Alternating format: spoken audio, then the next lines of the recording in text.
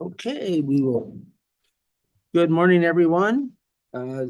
Welcome you all to the Oregon Transportation Commission meeting. For the record, it is June 12th, 2024.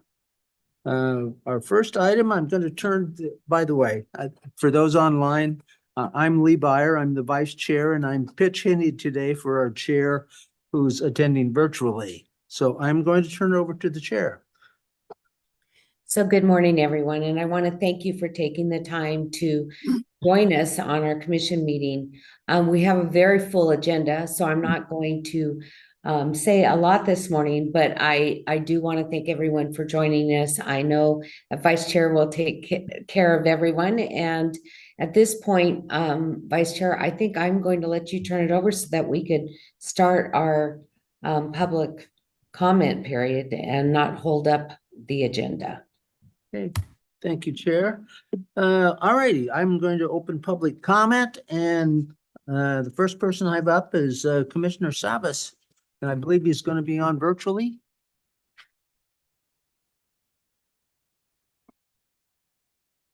There we are. Yes, thank you, Chair. Good morning. Excuse me. I'm gonna navigate this here. All right. Good morning, OTC Chair Brown and Vice Chair Byer and Commissioners. Thank you for the opportunity to voice concerns about the Urban Mobility Strategy Finance Plan update presented at the May 9th Oregon Transportation Commission meeting and discussed at the June 3rd Region 1 Area Commission on Transportation meeting. We know you are in an untenable situation now that ODOT has shared that they are facing a budget shortfall of $300 to $550 million, primarily to deliver the I-205 Abernathy and the I-5 Rose Quarter projects. These are projects that we both support, and they are of statewide significance from HB 2017, and we want to see them funded and completed. ODOT staff presented two alternatives to the OTC to fund these projects, including bonding and or cutting the 2024 statewide transportation improvement program. We have questions about the impacts to the future STIP cycles, as well as the implication for bonding against the bridge program. All of us care deeply about transportation and about the well-being of everyone in our state. We believe that the only way through this crisis is to work together. The funding decisions you make will have a lasting impact and repercussions for every agency involved in transportation, operations and maintenance, and the delivery of transportation improvements around the state. We respectfully request you direct ODOT to meaningfully engage with the ACTs around the state to provide additional information about their preferred funding scenarios, the statewide funding implications, and the funding timeline prior to making your decision. Years ago, the ACTs were created to help bring a regional perspective to the work of the OTC. Your policy document on the website, clearly stipulates that, and one phrase in there in particular is to provide recommendations to the OTC regarding funding allocations for various investment programs, and to make recommendations to the ODOT regarding the special funding opportunities and programs. We ask that you fully enable the ACTs to serve in this advisory role on this matter.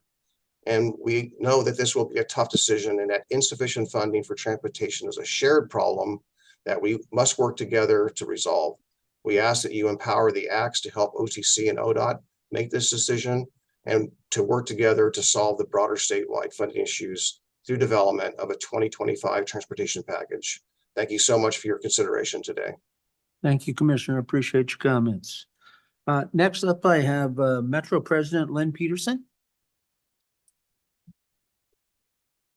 Good morning. Good morning. Good morning, Chair Brown and OTC Commissioners. Thank you for the opportunity to speak with you today about the Urban Mobility Strategy Finance Plan and Scenarios. My name again is Lynn Peterson. I'm the Metro Council President. The May 9th OTC meeting included a presentation by ODOT outlining a funding gap of $550 million impacting the urban mobility strategy, a result of a mix of factors that we all know, including the governor's pause on tolling, inflation, and gas tax revenue shortfalls. Thank you for your leadership and finding solutions to ensure that the projects promised in HB 2017 continue to move forward. Ensuring these projects get built is incredibly important to building and maintaining the economic vitality of our region and state. And we know that finding funding to backfill a gap is never easy, and that we will continue to have hard conversations about potential sources of funding, including during the 2025 legislative session. The statewide Transportation Improvement Plan, or STIP process, was developed to ensure transparency and prioritizing transportation projects and funding in our state. Any significant changes to the STIP, including deferred projects, should hold to the same robust engagement and collaboration. We request that you direct ODOT to work with local jurisdictions ahead of upcoming STIP rebalancing efforts to center local priorities and project changes. We are particularly concerned that the state maintains their commitment to the critical safety, transit, and active transportation projects prioritized in the 2024-27 STIP. This is something we have also heard many times from our jurisdictional partners. Lives are lost too frequently because we have not made needed safety updates to dangerous arterials. The best decisions are made in consultation with all partners at the table, and we look forward to working with ODOT and you, the OTC, to create the transportation system needed to support the vibrant lives of all in Oregon. Thank you. Thank you, President. And let's see, Sharon, I'm gonna mess up your last name. Excuse me, Sarah. I messed up your first name. Sarah Ianaran. Ianaran. I'm just going to put it phonetically in the spelling next time. I'll just do it that way. Okay. Thanks Thank for you. having me here, Vice Chair Byer, Chair Brown, and members of the Oregon Transportation Commission. For the record, my name is Sarah Ianaran, and I'm the Executive Director of the Street Trust. Thanks to those of you who attended the Legislative Roadshow and or the Oregon Active Transportation Summit, both held in Portland last week. It was great to hear community priorities and also to glean lessons from State Rep Kraft of Minnesota, who encouraged us to think beyond basics and strive toward future-looking policy and funding to build out a complete, sustainable, multimodal transportation system to move Oregon forward. The UMS funding scenarios on the table today demonstrate that you care deeply about making good on the highway projects promised in HB 2017, but congestion pricing and tolling to pay for those projects were also promised, and we can't just pick and choose which promises we keep and to whom, especially when anti-incumbent sentiment is high, when government agencies are running a trust deficit with the public, and when widespread support for increased transportation funding is vital to our economy and survival. It's also important to remember that a transportation package in 2025 is far from certain. House Bill 2017 could have rightfully been House Bill 2015, but as you know, negotiations failed and the process fell apart. In that context, Oregon's transportation leaders should not take for granted the support of safety, community mobility, and climate advocates in 2025. Promises don't mean much in politics, so we're going to want to see guardrails in place to ensure that new revenue collected intended for bicycle and pedestrian safety, multimodal, and complete streets projects cannot be diverted to fund interstate highway projects. I understand that you are operating on an aggressive timeline in order to leverage recent federal grant awards and secure more. However, we maintain concerns about the options on the table today. They set a dangerous precedent that statewide funding and projects can be redirected from existing commitments without extensive community engagement nor a thorough accounting of the short and long-term ripple effects. For that reason, I point you toward a letter submitted by our colleagues in the advocacy space. Clearly, we're going to need to revisit these discussions as part of the 2025 transportation package. We hope you will support us in developing a statutory fix-it-first policy for Oregon to ensure that a few mega projects don't jeopardize transportation system maintenance and operations statewide. I also hope that you will bring the same urgency and creative problem solving to secure highway funding on display today to developing and implementing innovative ways to fully fund ODOT's multi-billion-dollar safety budget shortfall for the next biennium. And finally, please improve your community engagement processes. We were here last month expressing our disapproval about the scenarios forwarded. No one from community engagement or public affairs ever followed up with us or any of our colleagues. OTC moved its standard meeting Thursday date to a Wednesday and only provided the public with 3 business days to review the meeting materials. We cannot take shortcuts like this when public education and stakeholder support for new revenue is paramount in 2015. Good luck with your meeting today, and thank you for hearing our concerns. Thank you very much, Sarah. Next up, I have Chris Smith. Chris? Good morning, Mr. Chair, Commissioners. Chris Smith with the No More Freeways campaign. I'd like to review a little bit of Rose Quarter project history for the benefit of Commissioner Baker, who at the last meeting seemed to believe that the bike ped bridge was a late add-on to the project. The first chance I had to review this project was back in 2012 when I was on the Portland Planning Commission. I voted against it then and continued to vote against it, but the bike bridge was part of the project from the beginning.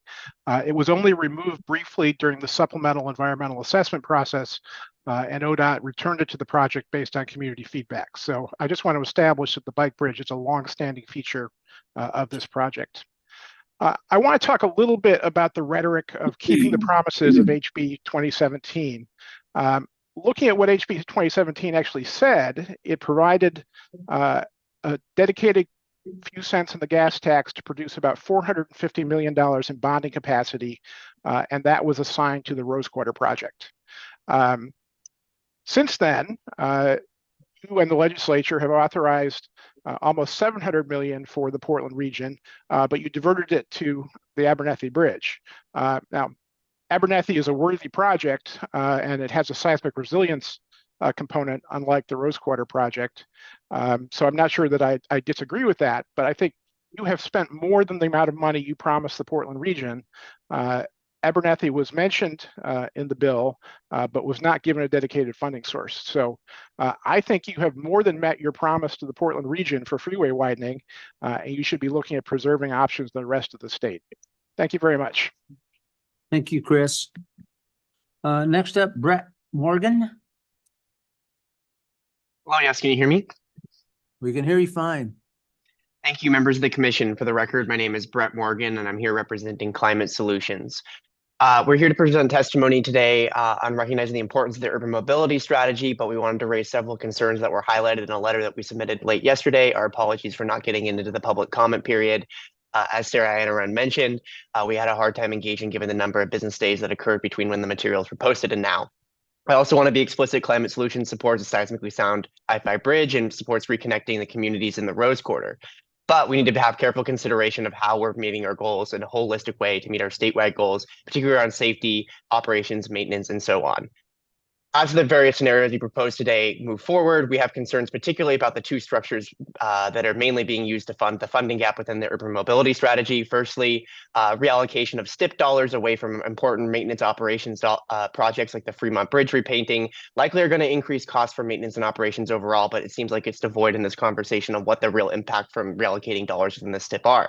Additionally, the consideration to use herder grants, herder bonding to pay for the funding gap also raises similar concerns because we lack substantial revenues to repay them, given that the tolling program is now on permanent hiatus. Considering all of these factors, it feels like the table is being set for the 2025 transportation package in substantial ways in the conversations that are playing out in this space in this meeting right now. And it merits a careful pause and consideration to make sure that we're actually able to meet all the goals and the various funding schemes and programs that we have on the table. As Sarah mentioned, we think this is why it's really important that we have a statutory fix-it-first policy for our region, for our state, ensuring that we don't steal dollars away from maintenance and operations to pay for a few projects that might be very expensive. We need to also make sure we can fund the very, very important projects like the STIF, charge ahead funding, safe routes to school, and the other programs that we know are oversubscribed and underfunded here in the state. In conclusion, we really hope that we take a moment to pause and consider carefully the decision we're making today and see it as an opportunity to look at additional policy considerations and guardrails that can help effectively allocate and move dollars into the right buckets in our state. Thank you for your time. Thank you for your service, and we look forward to the discussion today. Thank you very much, Brett. Casey Wilson. Morning, Chair Brown, Vice Chair Byer, and members of the commission. I'm Cassie Wilson, Transportation Policy Manager for 1000 Friends of Oregon. I'm here today to express my concerns around the proposed urban mobility strategy finance plan. While I can understand needing to finance the already under construction Abernethy Bridge, I'm concerned about the additional suggestion to incur significant debt for the I-5 Rose Quarter project without analyzing statewide impacts. The belated agenda and limited comment period for this meeting overlook long-term financial and infrastructural consequences for Oregonians. The proposed deferrals already hint at more projects needing postponement, in addition to financing by bonding against HB 2017 bridge and seismic resilience funds for 25 years. As a 25-year-old, I am deeply concerned about what the bridges around the state will look like in another 25 years if we pour all of our money into just one or two projects when there are bridges around the state in need of upgrades. ODOT's Fix It First policy needs statutory backing with the support of this body to prevent deferring maintenance for new projects. As an aside, I was truly stunned to read even the mention of using ADA curb ramp remediation funds to go towards these projects in the finance plan, even if it said it would be hard to do. We're coming up on nearly 34 years since the passage of the ADA, and as a disabled person, it hurts to see it's possible that the OTC believes that spending billions to further widen freeways is more important than my ability to navigate our state. As a young person who is deeply concerned about climate change and the mobility of the quarter of Oregonians who can't drive, I can't help but ask, are freeway mega projects really the transportation projects we should move forward with at any and all costs? How hot will the summers be 25 years from now when we're still paying this off? Where will we be in lowering crash fatalities? Will the state regret not instead putting this kind of money into anything else? Please reconsider if these projects warrant such risks. Thank you. Thank you very much. Next up, and I apologize if I get this name wrong, India Nankon. Indy Namkung, thank you, Commissioner. Good morning, Commissioners. Thank you for the opportunity to speak this morning. My name is Indy Namkung. I'm the Transportation Justice Coordinator for Verde. We are an environmental justice organization serving communities of color and low-income communities, such as Northeast Portland's Cully neighborhood, where we do much of our work. We focus our efforts on community-identified priorities like a clean and healthy environment, good jobs, and access to housing and transportation. And this morning, I'm commenting on the Urban Mobility Strategy Finance Plan. This commission is facing a truly tough decision about how to fill gaps in the UMS. There simply is not enough funding this year to do everything. In 2025, the Oregon legislature will be trying to fix that, identifying new or expanded revenue streams to support the vital maintenance and safety work that ODOT does. We as advocates hope to be partners in that work. The transportation concerns we hear most from our communities, like better sidewalk connections, expanded public transit service, and taking better care of the roads and paths that we already have, all hinge on our ability to raise and reinvest revenue in key state and local services. Now, that's already going to be a big lift politically and practically when Oregonians are feeling stretched thin financially.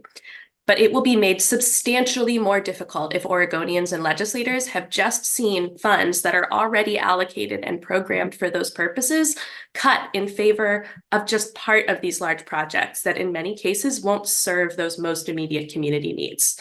The same goes for future revenues that we may unlock in 2025 if they're already tied up in debt service for these projects through bonding and therefore made unavailable for the priorities that they're most concerned with serving in 2025. That is a tremendously hard pill to ask anybody to swallow. I therefore urge you to pause on this consequential decision that will impact multiple programs and statewide investments until we can clearly demonstrate what the local and long-term impacts of reallocating STIP dollars away from communities outside of the Portland Metro would be, and can engage in a more thorough process with local partners and members of the public to discuss it. I also encourage you to bring this conversation to the venue where it can be discussed as part of a holistic decision about how we fund and manage our system. That's the conversation that's already coming in the 2025 legislative session. If these legislatively mandated projects are interfering with the OTC's ability to act in the best interest of Oregonians' transportation needs, then the legislature and the OTC need a chance to work collaboratively to create a funding plan that keeps our system solvent and that Oregonians can actually trust to prioritize maintenance, operations, safety, and equity, including a statutory fix-it-first policy, as many other commenters have raised. We need a chance to come together and try to solve this problem with intention rather than put another Band-Aid on it. I thank you for your consideration and your time. Thank you very much. Becky Hurley.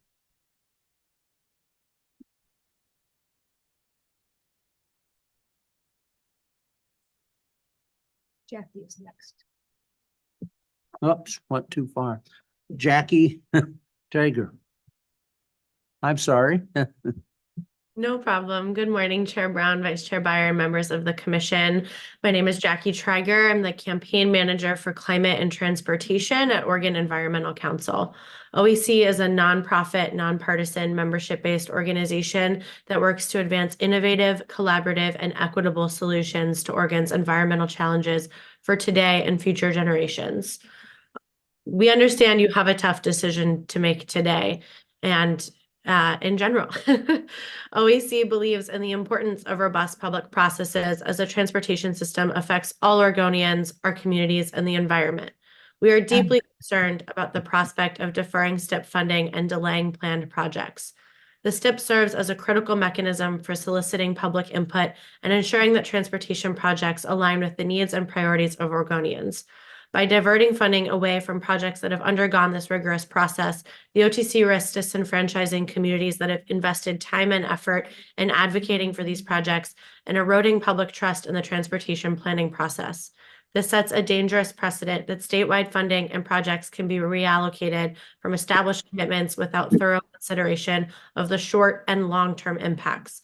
We do not know how the impact this funding diversion will have on projects that are critical for meeting our state climate, safety, maintenance, and resiliency goals. With the 2025 transportation package looming on the horizon, these issues should be addressed as part of the broader conversation about the future of transportation funding in Oregon. Assigning bonding now takes away from the 2025 package conversation. The state has a legal obligation to first repay bonding debt and interest, creating a scenario where new revenue will be predetermined to pay these debts. We need a transportation package that ensures we deliver on our climate and air quality goals while expanding safe, financially sustainable, and well-maintained transportation choices for all Oregonians. We are concerned that the decision made by this body today will impact where that conversation starts in the legislature. Thank you so much for your consideration. Thank you, Jackie. Now Becky Hurley.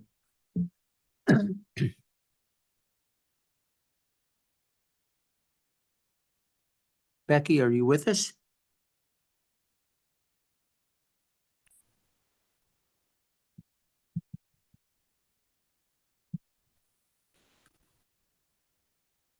I don't hear or see you.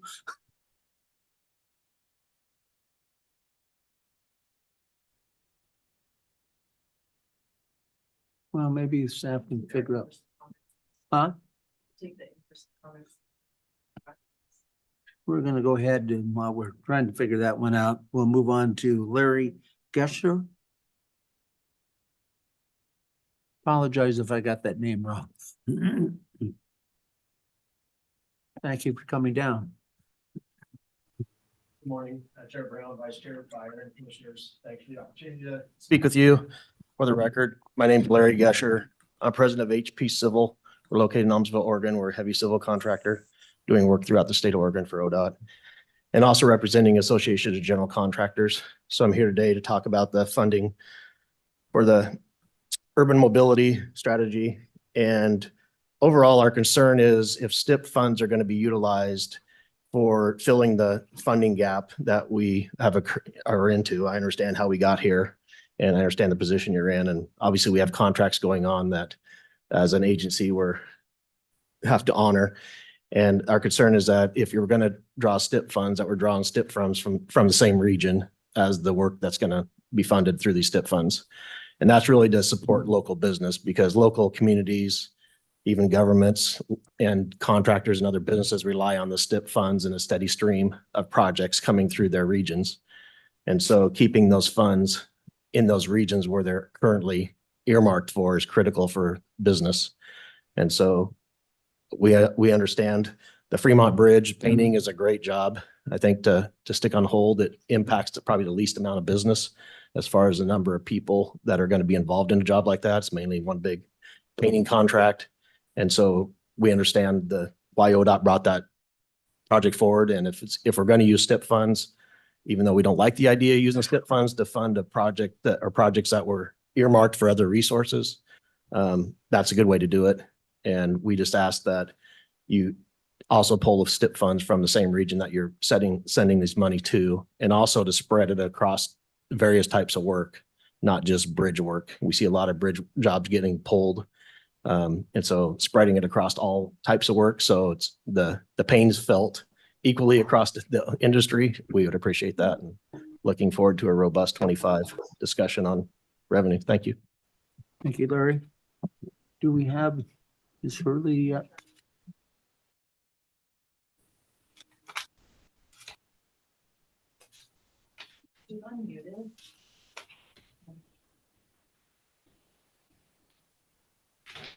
Becky Hurley, you may be on mute.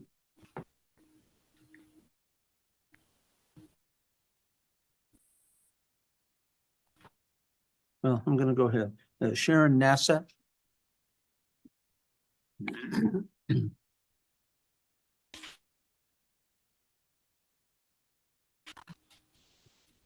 morning.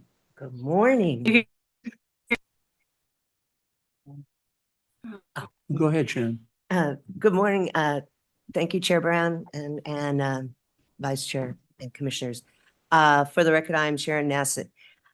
First, I would like to say, since everybody is talking about funding, the community project, award-winning community project that adds an additional third bridge between Vancouver and replaces the issues at the Rose Quarter inside the right-of-way, has already specified where it would get the majority of its funding. And that has been sent to you several times. You may want to look at it again because you will not have to take funding from the rest of the state for the majority of what we are talking about. But today I'm here to talk about, I sent in a Freedom of Information paper having to do with wanting documentation for the purpose and needs statement. The National Environmental Policy Act is all about documentation and going to the local citizens and having them and their local agencies make the decisions for them. Then they have the purpose of the project, the needs definition, and the environmental criteria are formally adopted by the sponsor council or the sponsor agencies as the guiding documents in the NEPA process. It's required that they are adopted. The CRs, the Columbia River Crossing Project, never adopted formally the purpose and need statement by the sponsor council agencies, nor has the current one been adopted. It is still in draft, even though it has been around since 2017. And the senators and people who sat on the committee wanted to change the almost 2-decade-old purpose and need, but they were instructed by staff it would be too much work and were not allowed to change it. Even if they did not change it, it had to be formally adopted. It has not been formally adopted. If you go to the website today, you will find it's not been currently adopted. Staff recommendations for CRC. Staff removed our community projects. Staff has refused to put our projects back in, even though they qualify and were in the process. Staff continually says our project was studied when we have letters from the sponsor agency, Southwest Regional Transportation Council, RTC, Clark County Commissioners, 5 letters, all stating not studied, not vetted. And they have one letter saying NEPA was not followed. But your staff continues to roll out our project, name and our pictures and our maps, and make the statement that it was fully studied and make false statements about the study. But the fact that, what does it say if you go back and find out that the CRC, the Rose Quarter, and the current project, which is 4 to 5 years in, do not have adopted, which is how you decide what we're doing for the community. The whole reason we have NEPA, come in and ask the community, you get the local agencies. So I am asking you again with this Freedom of Information for the hearings that adopted formally the purpose and need definition, and the evaluation criteria for CRC, for Rose Quarter, and for the current project. Because when the sponsor council refused to sign it, said they had absolutely nothing in it that had to do with impacts or the community. It was the worst document they'd seen. Betty Sue Morris said it was the worst experience of her life as being a teacher and having been a legislator. She had never had such a bad experience than dealing with staff. The Federal Highway Administration took the purpose and need statement away from us, the locals, and said they would fix it. They brought back exactly the same statement, not one word changed. Southwest Washington Regional Transportation Council, the signatory agency, refused to have hearings on it because it did not read them and ordered them to go back and change it. And instead they went forward and never had adoption of it. So I'm asking that you go and find, NEPA is all about documentation, the formal hearings, the public announcements, and the sign-in sheets for the NEPA process, for the purpose and need, the problem definition, and the criteria of evaluation for those 3 projects. Because I am telling you, I do not think they exist. Everything has been staff driven, which is why you have almost no support from the community or your stakeholders. Thank you, Sean. Great. Thank you very, very much. And I don't mean to sound cranky, but seriously, when you look, you'll find it's not there. And we do have our own funding, which we have sent in before. Thank you very much. Good day. I thought I heard Becky Hurley trying to get in. Let's try it again.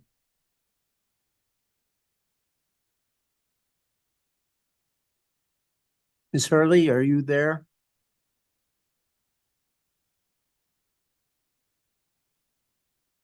Staff? You may be on mute.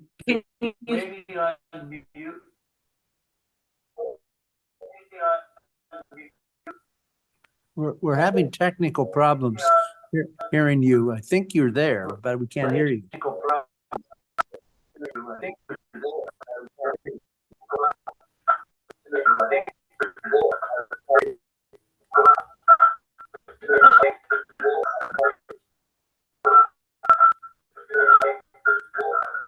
It's not working.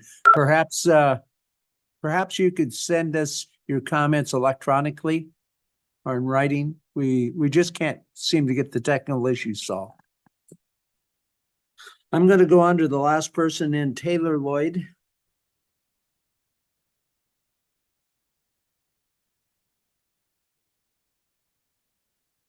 Not here? He thought he was signing in on the sheet. He doesn't want to speak. He doesn't want to speak. Okay. I'm hearing different voices come from different places. That is the last person that I have on the list. Is there anybody else who didn't sign up, who in the audience and wants to? All right, we're going to move on then. Thank you very much for everyone who's testified. Let's see here. We're up to the director's report. Thank you, Vice Chair Byer, Madam Chair, members of the commission. For the record, Chris Strickler, Director of the Oregon Department of Transportation.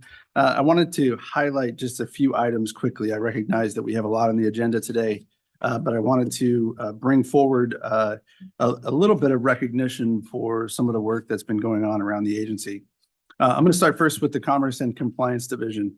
As you have heard from us in the past, human trafficking is an issue for the entire country. It's one of those things that we pay close attention to in our team's work to fight against in a consistent basis. Our CCD staff, or Commerce and Compliance staff, had the opportunity to host visitors from Thailand. So this is not just our country, obviously dealing with this issue, but they were here to learn more about our efforts to combat human trafficking. And our team provided them an all-day effort where we shared what we are doing and some of the efforts that are going on within that division and the awareness with the local truck community, and et cetera. And we were able to hear some of their feedback as well. I would say predominantly what we heard is that we are actually doing a really good job in getting the word out. And they were spending a lot of time taking notes for the things that we were doing. So kudos to our Commerce and Compliance team, as well as the trucking community at large. Following the theme along the Commerce and Compliance Division, I also wanted to mention and credit Russell with nice work on coordinating an agreement with the Oregon State Police. That agreement allows for additional commercial trucking inspections. And while we've been conducting joint operations for several years, Having a team of trained commercial vehicle inspectors has been our standing goal. We've been able to lock down that agreement due to Mr. Russell's work. So kudos and thank you for that hard work. Transitioning to Region 5, I'd like to acknowledge some work by Mr. Patterson and his team in Region 5 for the safety work on Oregon 11. In response to community concerns, some legislative concern, and frankly, concern from staff, our Region 5 team was focusing on some of the safety issues on Oregon 11 on the connection between Milton Freewater and the Washington state line. We participated in a lot of discussion and community dialogue about what the issues might be. And even in our constrained funding environment, our team was able to secure a coordinated grant from NHTSA that would then provide more awareness for driver behaviors regarding speed, turning movements, and impaired driving. The All Roads to Safety project would identify leading crash causes and potential measures to address them, and utilizing that grant to increase the awareness for the issues in that corridor. It is a prime example of continuing to do the things even in this constrained environment that bring safety to Oregonians. So nice work to Region 5. In addition, a little bit of a feel-good story for Region 5. They sought out Greenwood Elementary School and organized a STEM event to reach out to fifth graders. The staff met with students at 3 different times in the classroom to lead STEM-related activities, and then hosted the fifth grade classes at ODOT to show the students real-world application in science, technology, engineering, and math. Approximately 80 students were included in the STEM outreach, and so our hope is to convert them to ODOT employees in the near future. And then the last update item before we move on to the consent, Mr. Chair, is the Rose Quarter FHWA award. So the Oregon Department of Transportation I-5 Rose Quarter Improvement Project has been awarded a 2024 Environmental Excellence Award from the Federal Highway Administration. These awards recognize leaders across the country who make outstanding contributions to environmental stewardship and partnerships above and beyond traditional transportation project outcomes. I won't read all of the criteria, but I thought it best to read through what the Executive Director of Federal Highways said in response, and that's Ms. Gloria Shepard. She's quoted as saying, in response to criticism of the original design, the project team listened to the community as they voiced their desire for a single, larger, connected space.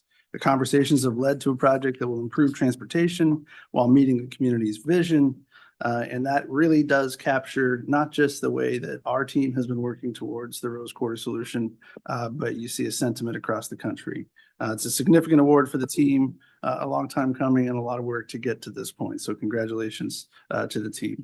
That is not the end of the environmental work. And in fact, while we have the environmental concurrence for the project, the team continues to work with the members of the community and with the Historic Albina Advisory Board and Albina Vision Trust as we move forward with that project, doing our level best to get that to construction. So, Mr. Chair, that is my update. If there's no questions, I'll move into consent. Any questions? I'm not seeing any. Okay. At this time, I would request a motion to approve the consent items in block, items 1 through 5. So moved. I have a motion, I have a second. Second. We have a motion on the floor. Any discussion of the motion? Seeing none, is there any dissent? Seeing none, the motion then will stand as approved. Thank you. All right, thank you, Director. Now, let's see, we have committee updates. I'll turn to the chair first. Do you wish to have any? Anybody else have anything? Just a quick update on the Continuous Improvement Advisory Committee. We met last week, our regular meeting, and we reviewed ODOT's key performance measures metrics, which is one of our legislatively mandated charges. Had a robust discussion and some suggestions that we're hoping will be of benefit to the agency. And we are going to take a break in July and meet again in August. And Commissioner Britt? The only one that I have, the Travel Information Council, which just to remind everybody, they're noticeable by maintaining our rest stops. We had there's a fair amount of change in the TIC underway right now. We're looking for a new executive director. Our former executive director resigned, and DAS is actually helping with the recruiting process.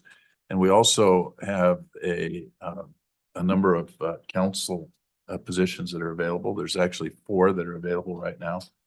And you know, anybody that's out there that is interested in participating in council that really makes a difference. It's our historic trees, it's our historic monuments. It is the blue signs that identify services along our highways, and it's our rest stops. It's a fine group, and they're looking for a good position, good people to fill the position. So that's it from me. I would say that I have not met with the NEAC has not met since we were in Ontario, so no update there. But the Region 1 Act met a week ago, and I think the theme that came out of there was a real desire to participate in helping us get through this big task ahead of us. And it was very refreshing to hear the amount of enthusiasm for participating and providing guidance for us. So it was a very constructive meeting with them. Thank you.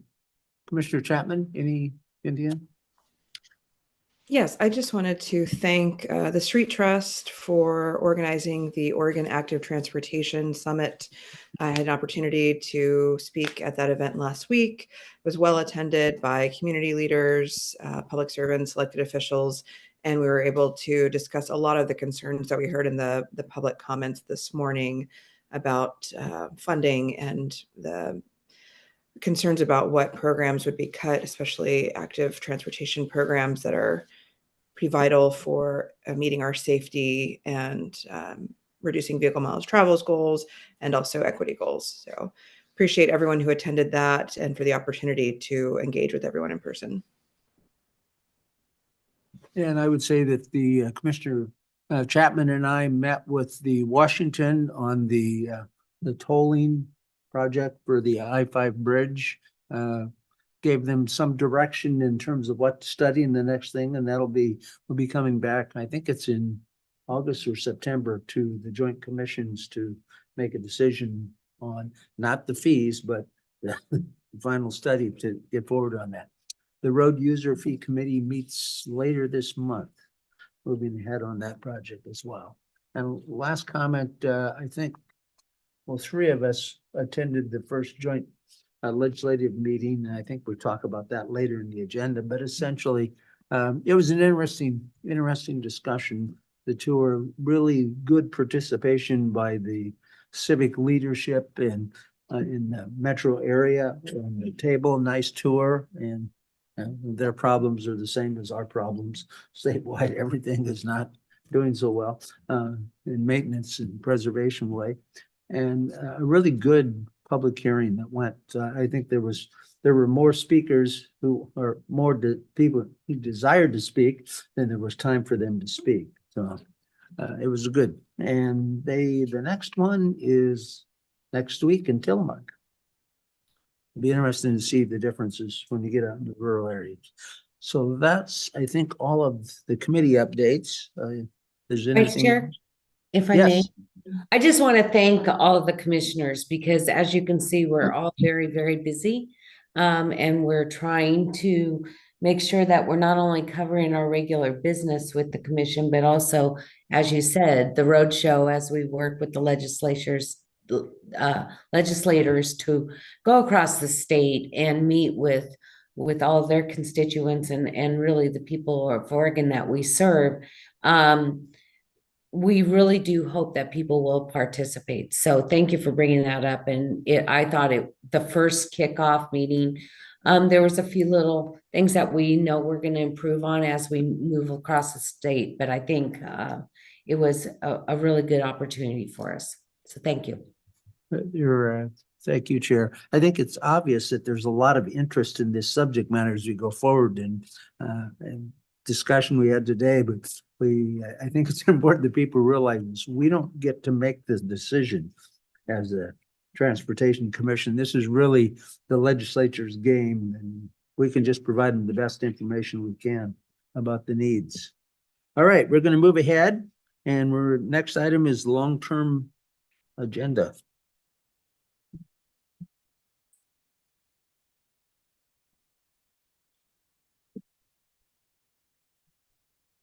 Good morning, Lindsay.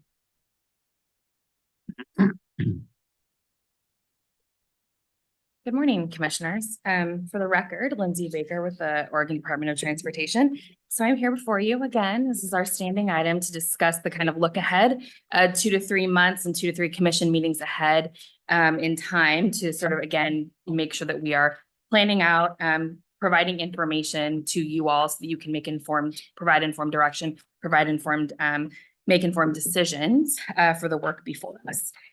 So really not much has changed. I will call specific attention to a couple of things. So first, recall that in the May 9th meeting in Ontario, we discussed having a workshop and really looking at how we could build up, I think, a more thorough and deeper discussion, honestly, around our transportation funding package conversation and also around our safety work.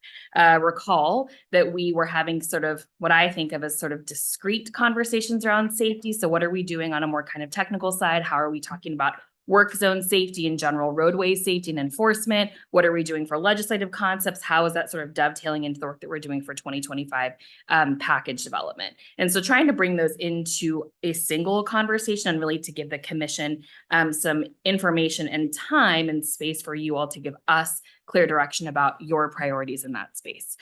This is my very long way of saying we have moved because of the sort of bulk of that conversation, how robust it needs to be, and because of the staff involved and the particular individuals involved in making that successful and productive. We have moved that to the August meeting, the July 31st and August 1st commission meeting. So that is reflected on this, and you will see that safety workshop at that time. The other thing that's of particular note here is I have taken the liberty of adding myself as an agenda item for all of the commission meetings going forward so that we have some time and space to discuss 2025 package development. Certainly we can flex that up or down depending on what's going on, but I do believe, just consistent with the conversations we've had this morning, the commission is highly engaged in this work and wanting to, of course, make sure that the commission feels like you've got information and really are tracking along with how the legislature's work is proceeding. So with that, I'm happy to take any questions or see if there's any additional items that the commissioners would like to add onto any of these future agendas. Any comments on the agenda? Future agendas, I should say. No. Excellent. It's not Thank get you off so much. easy today. Yep. Thank you, Lindsay. Yep. Thanks. All right, now we're going to move on to item F, climate efforts.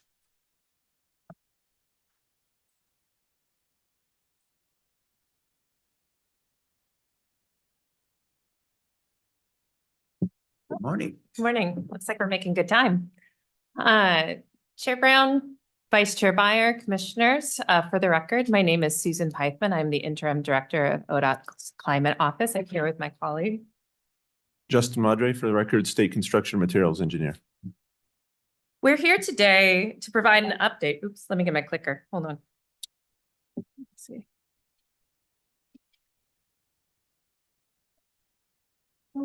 There we go. All right. Thank you.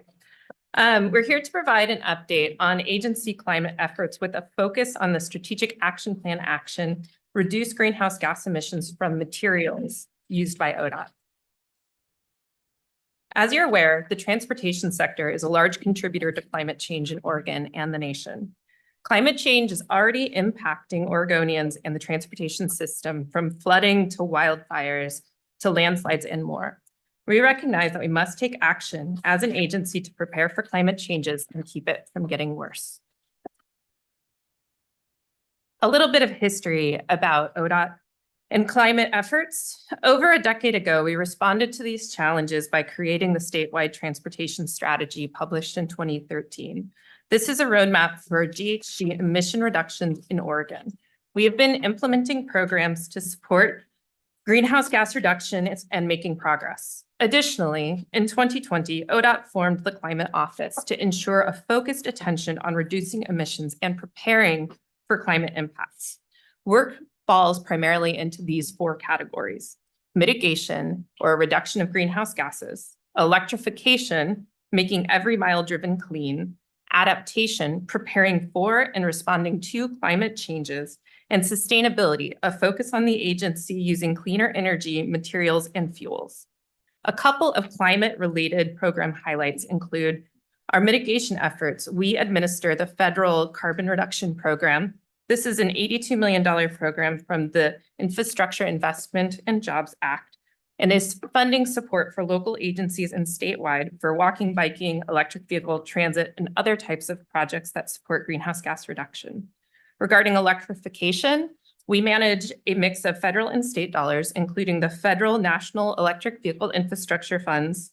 We have a federal grant to fix broken chargers, and then we have state funds for community charging rebates, which are funds to local communities for level 2 charging. We also do adaptation work. This includes our federal PROTECT funding to help our system adapt to climate risks, and a risk identification work such as developing resiliency corridors as well. Regarding sustainability, as I mentioned, this is the deep dive of today's presentation, and it's a focus on reducing greenhouse gases from our agency activities, including fleets, fuels, construction, maintenance activities, and we'll hear more about that from Justin.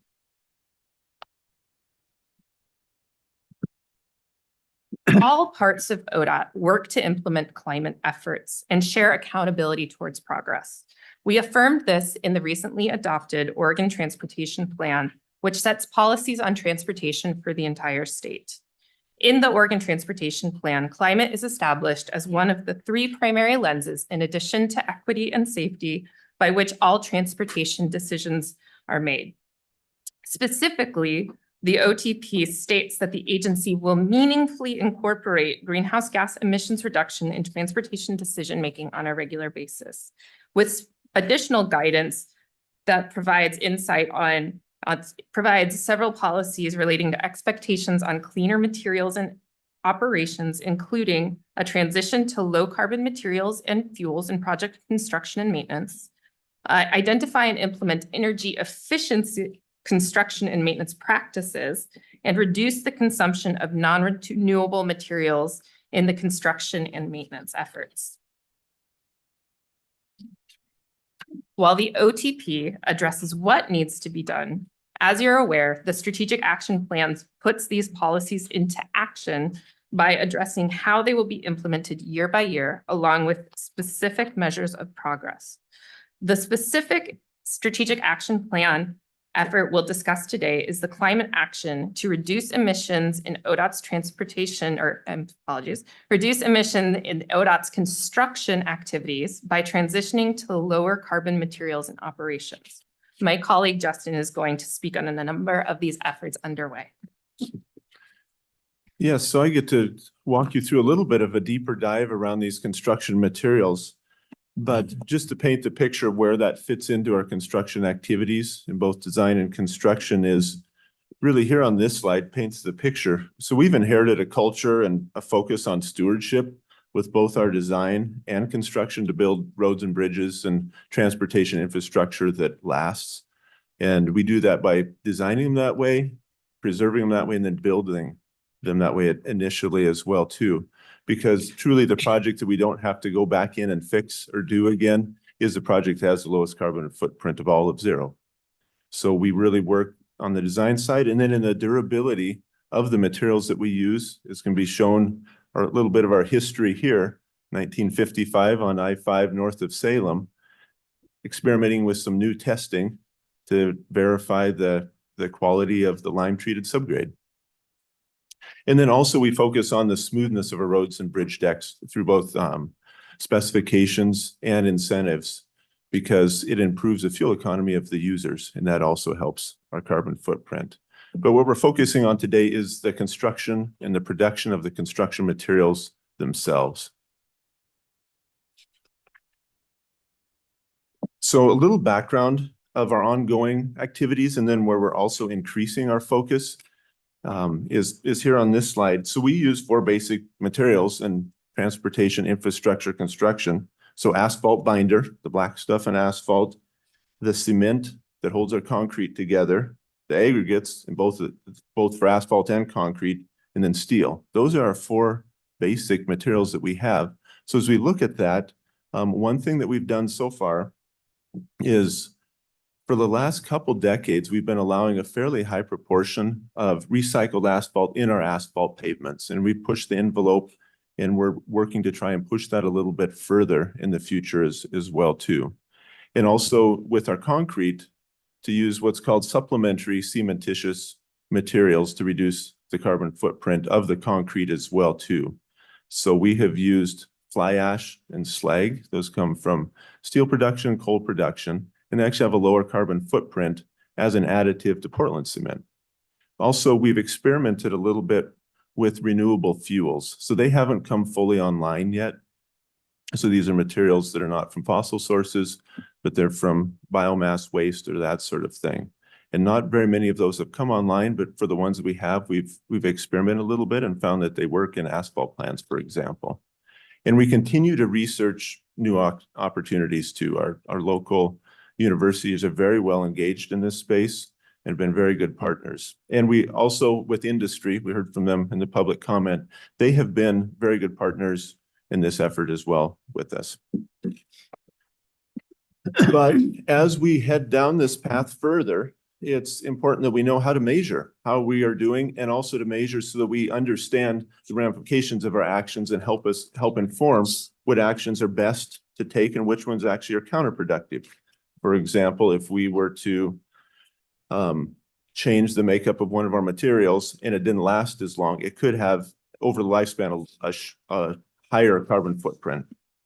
So the measurement of carbon emissions, it's a developing field and we're very engaged in that development. And it's developing internationally and nationally. So for example, when we talk about construction materials, we're looking at the left-hand side of this picture, material production. So this has to do with how the aggregates are mined, the fuels that go into that, how the binders are produced, where they come from, admixtures, different chemicals that are added, they're taking those, transporting them to the actual plant where they're produced. And that's what we're focusing on when we talk about construction materials. The actual construction activities, us as users of our transportation network, and what happens at the end of life, those are lagging behind, just as you can imagine, those are very difficult to quantify. Is there a cost difference or a substantial cost difference when you're recycling the asphalt? Yes, thank you for asking that question, Vice Chair Byer. So the reason initially that we did that was for cost savings. And so that has helped driven. So a lot of our carbon reduction efforts, they coincide well with cost savings so far. And serviceability, length of service, is it about the same as virgin material? We've learned how to adjust our mixes to help maintain that same durability that we would have if it was just original materials without any recycled content. We continue to do that. I was going to touch on a little later with some research that we're working with Oregon State University on, actually. Super. Yeah. So as we look how to measure what we do, as we look at these international guidelines that are assigned to greenhouse gases, it gets a footprint for that. We multiply it by the amount that's used on a project, for example.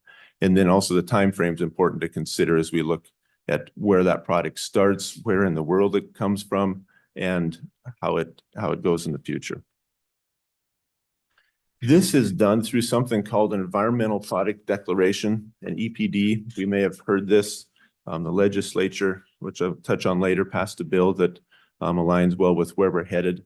But just pictorially, if we think of that as a nutrition label on food, it communicates in a label, and this is an example of one here just pictorially represented for an asphalt mixture. It communicates the global warming potential of a specific product or material. And the primary thing is around carbon, or think carbon dioxide. So burning fuels and some other chemical processes and production feed into that. And they adhere to industry standards that are, some are are written, others continue to be written as we speak. And they capture emissions from raw material extraction, like I mentioned, to the production facility gate, it's called. So step one that was started a couple of years ago by ODOT's climate office was at a very high level, planning level estimate to see where are we today. And what that produced is our carbon footprint is around 182,000 megatons of carbon equivalents, which is equivalent to about 44,000 cars driven per year, about 1% of the cars, if we're looking for a comparison there.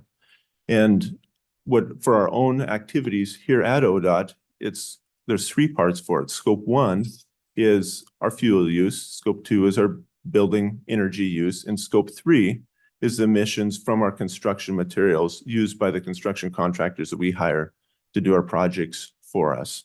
And so that's where we are focusing for my group here. Also, step 2 is also in 2022, Oregon House Bill 4139 mandated that we set up an EPD program by the end of 2025. We're on track to do so. And it requires us not only to collect these EPDs, but also to strategize where we continue to reduce emissions. And this aligns well for where we were headed. And another thing that it requires us to do is perform some life cycle assessments. So for example, taking a certain project, measuring the materials, seeing how long they're projected to last, what do we do at the end of that life, and to compare it. And that is very much of a developing field. The nation as a whole is trying to get their arms around that whole picture. And of course, it's difficult to do that precisely. And then once we start to measure, then we will be able to devise some strategies more concretely for how we reduce those greenhouse gas emissions. So where are we at in that process? Step 1 is we did hire a sustainability engineer that's helping us through these process because it is a whole developing field, and that individual is dove in, is involved on national committees, along with the climate office representative that's helping us.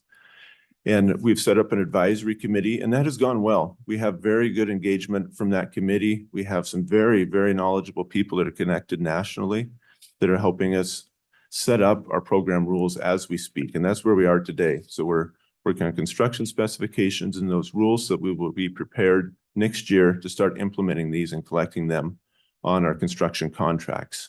So that will be the next step from where we are today. And we will be reporting annually out on this. And then in 2027, the bill actually allows us as we select bids and have criteria for construction contracts, if we are ready and if the national measures are ready by then to start factoring that into our bid selection process, the carbon footprint. So I guess I have a question. The Yes. EPDs, is that on each source? Are those specific to where the supply came from?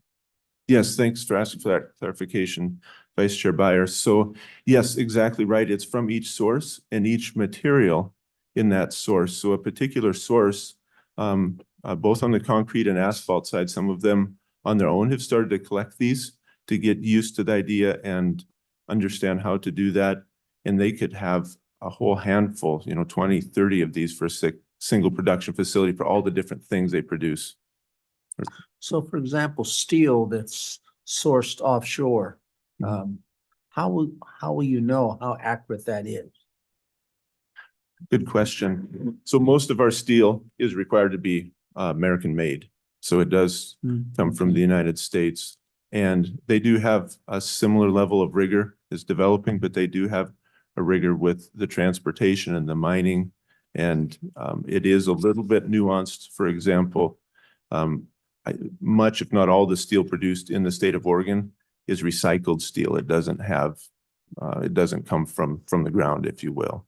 So the calculation is a little different.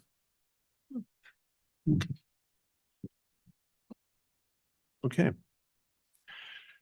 So a bit of good news here. FHWA, so Federal Highways, they are very much supporting the state DOTs to the tune of $1.5 billion this year that they are looking to allocate to the state DOTs to advance the use of low carbon materials. So just last week, ODOT submitted their application to participate for our portion of this 1.2 billion. And what that will do is help us in all these efforts that I just mentioned. So the eligible expenses include research, and mostly on the implementation phase of that, whatever we want to do to incentivize the use of low carbon materials, establishing a program to measure, which we're doing right now. It will help us in our efforts there, help us fund that effort. And then also to set up industry engagement and education. Our industry is quite engaged as we go through this, both in academia and construction. Mr. Vice Chair. Go ahead. Yes. How much did we ask for? Yes, good question, Commissioner Smith. So if you divide 1.2 billion by 50 states, that's 22 million per state. I don't think every state is applying, but most are. So we're hopeful to get a little bit above 22 million. We've asked for more than that just to make sure if they have a little extra money left over that we get our portion. So we're thinking slightly upwards of 22 million. So in conclusion, as industry starts to collect EPDs and we see what these start to look like for the state of Oregon, it appears that we're among the national leaders if we're to actually measure the use of low carbon materials. And that has to do with the construction specifications that we have currently. It has to do with our industry. And it also has to do with, we have good access to transportation from ports and rivers and a lot of local materials here. So the transportation costs are a little less. We are also incrementally decreasing our emissions, and we're working with academia and industry to understand how to do that. Obviously, with those 4 materials, it's not like we're going to start building roads out of wood, which would be a truly sustainable material, and go back to corduroy roads. But it's incrementally hard work that we're working through this. And then we will continue to innovate and find opportunities and report to you as we measure and find out how we're doing on this at a more detailed level. I've followed the cement piece a lot. Mhm. There's a lot of suggested improvements in that over the years that are less environmentally damaging. Is the stuff working out well that we've tested? So we have tried to push the envelope a bit, and a good example of that is using less cement overall in our concrete mixtures. And you visited, if I recall last summer, the Meacham paving project up there in Region 5. And actually, I visited personally that project and stood on the Old Oregon Trail where it overlaps with I-84 as we were doing an experiment. And we were able, together with a very willing contractor in Oregon State University, reduce the total amount of cementitious material for a portion of that. It was very influenced by how accurately the contractor is able to keep their trucks flowing, because it was not an easy mix to work with. Mm-hmm. So we're continuing to monitor the performance and to see if that's truly reasonable. So that's an example.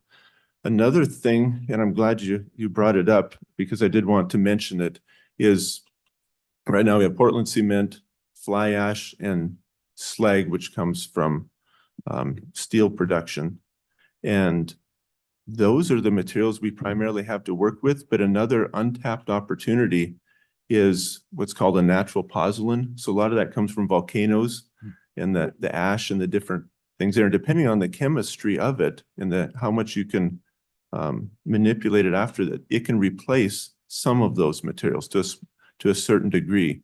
And we have volcanoes in Oregon, and there's some people that are starting to look at sources. So this grant opportunity, if there's any of those folks in industry that have a source or some availability to it, that want to incorporate their materials into the research so we can try and develop a local source, that would be great. And also some of those other sources of fly ash and slag are diminishing, as you can imagine, with reduction in coal use around the world too.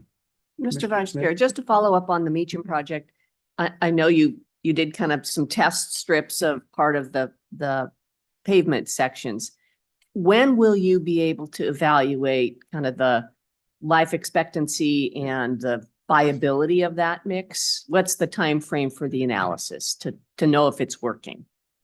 Yes, thank you for the question, Commissioner Smith. This summer, we'll start to be able to see how it's working. If it has passed those initial couple winters, we'll have a really good sense. And we're also doing testing with the universities to help provide some indicators to that. I'd appreciate a follow-up on that because I'm very curious. Absolutely, me Thank too. Yeah. Go ahead. And that was all I had. Thank you. I don't see any additional questions. I've got two Commissioner. questions for Susan. Justin, very interesting. Thank you very much. And I know you didn't touch on scope 2, but I've got a question on scope 2. Is that right? Yeah. Here we're talking about electricity purchase for ODOT facility use. And I see a lot of our, facilities that I'm in, this one, where the number of people that are occupying the space is dramatically different than it was pre-COVID. So are we doing anything in terms of putting an analysis on our underutilized facilities in terms of heating and air conditioning and the electricity that we're consuming in our underutilized buildings? Thank you for that question, Commissioner Baker. So as we noted, the strategic action plan has the metric of reducing greenhouse gases from agency activities by 20%. What you're referencing in terms of our buildings and electricity is part of that. That specifically is looking at accounting from fleet use, building use, material use. So I wanted to say that will be integrated into, it is one of our components of our metric for the strategic action plan. So you'll be updated on that electricity use with buildings. Okay, yeah, I think there might be some low hanging fruit here in terms of looking at our facilities. The other question that I had was the use of carbon offsets. And in the materials you provided for us, you talked about the carbon offset programs that we're participating in. The reference was regional. I'm curious, when we buy carbon offsets, how much of that is being used in Oregon versus other places? That one I would need to get back to you on, Commissioner Baker, in terms of, so your question would be how much of our carbon offsets are from Oregon versus buying them from other places? Yeah, with everything that's going on relative to climate issues in Oregon, it would seem to me to be smart to be investing our dollars, those carbon offset dollars right here. So just a question of curiosity. I saw that, the choices seem really reasonable in terms of where we're buying them today, but they're all referenced as being reasonable, and it seems like it might make more sense to have them. An emphasis on Oregon. Commissioner Baker, Justin's got an answer for you as well. Yeah, not to answer that question directly, but one additional point is we talk about these EPDs, carbon offsets cannot be included by the way those measures are set up. So you will always see these EPD, the greenhouse gas footprint of the material, and then offset as two separate categories, just background information. As we okay, further. Good, thank you. Yeah.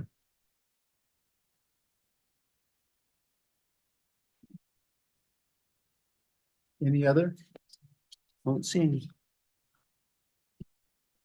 Thank you. Thank you. We're ahead of schedule and Yay. we're at break. It's we could break now, or we could move into something else. We should probably break. Okay.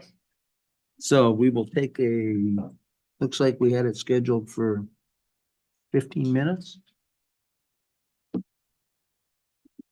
So 10 minutes. 10 minutes.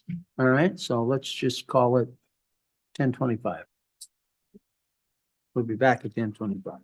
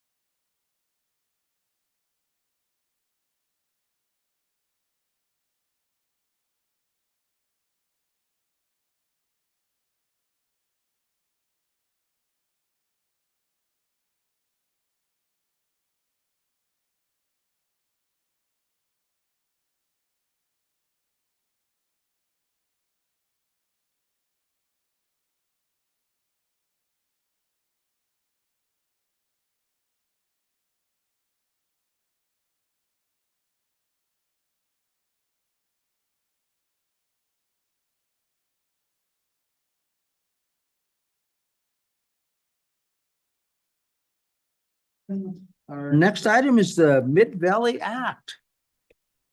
So welcome.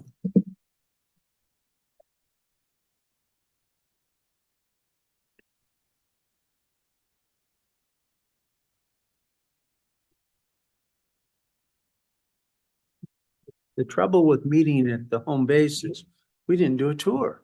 No. I'd love to have done a tour. We'll have to work that in. Good morning.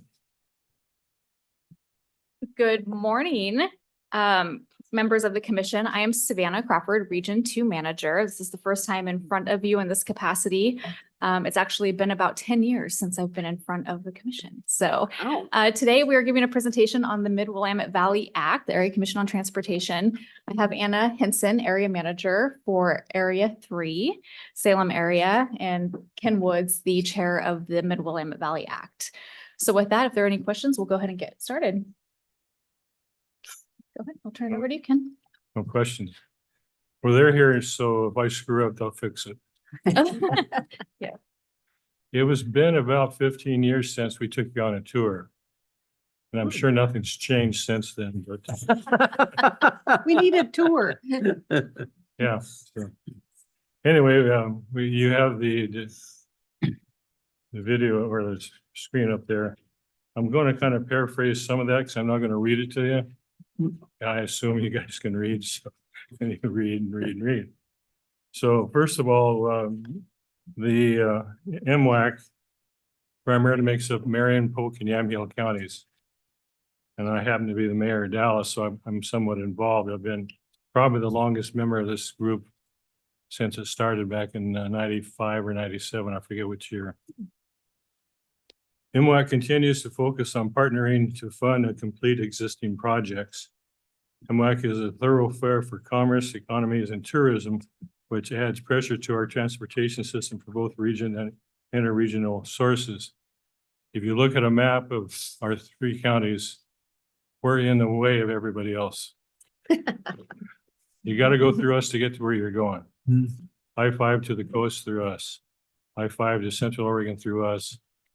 Portland to Eugene through us on I-5. So you have to go through us. The MWAC work plan is based on input from the MWAC Steering Committee, who convened for several working sessions over the second half of the 2023. The priority projects list was reviewed and updated to reflect what is now built and any additional priorities, with emphasis on funding projects that are build ready but shelved. The MWAC will visit the work plan and other related business annually to keep materials current and reflect changing priorities.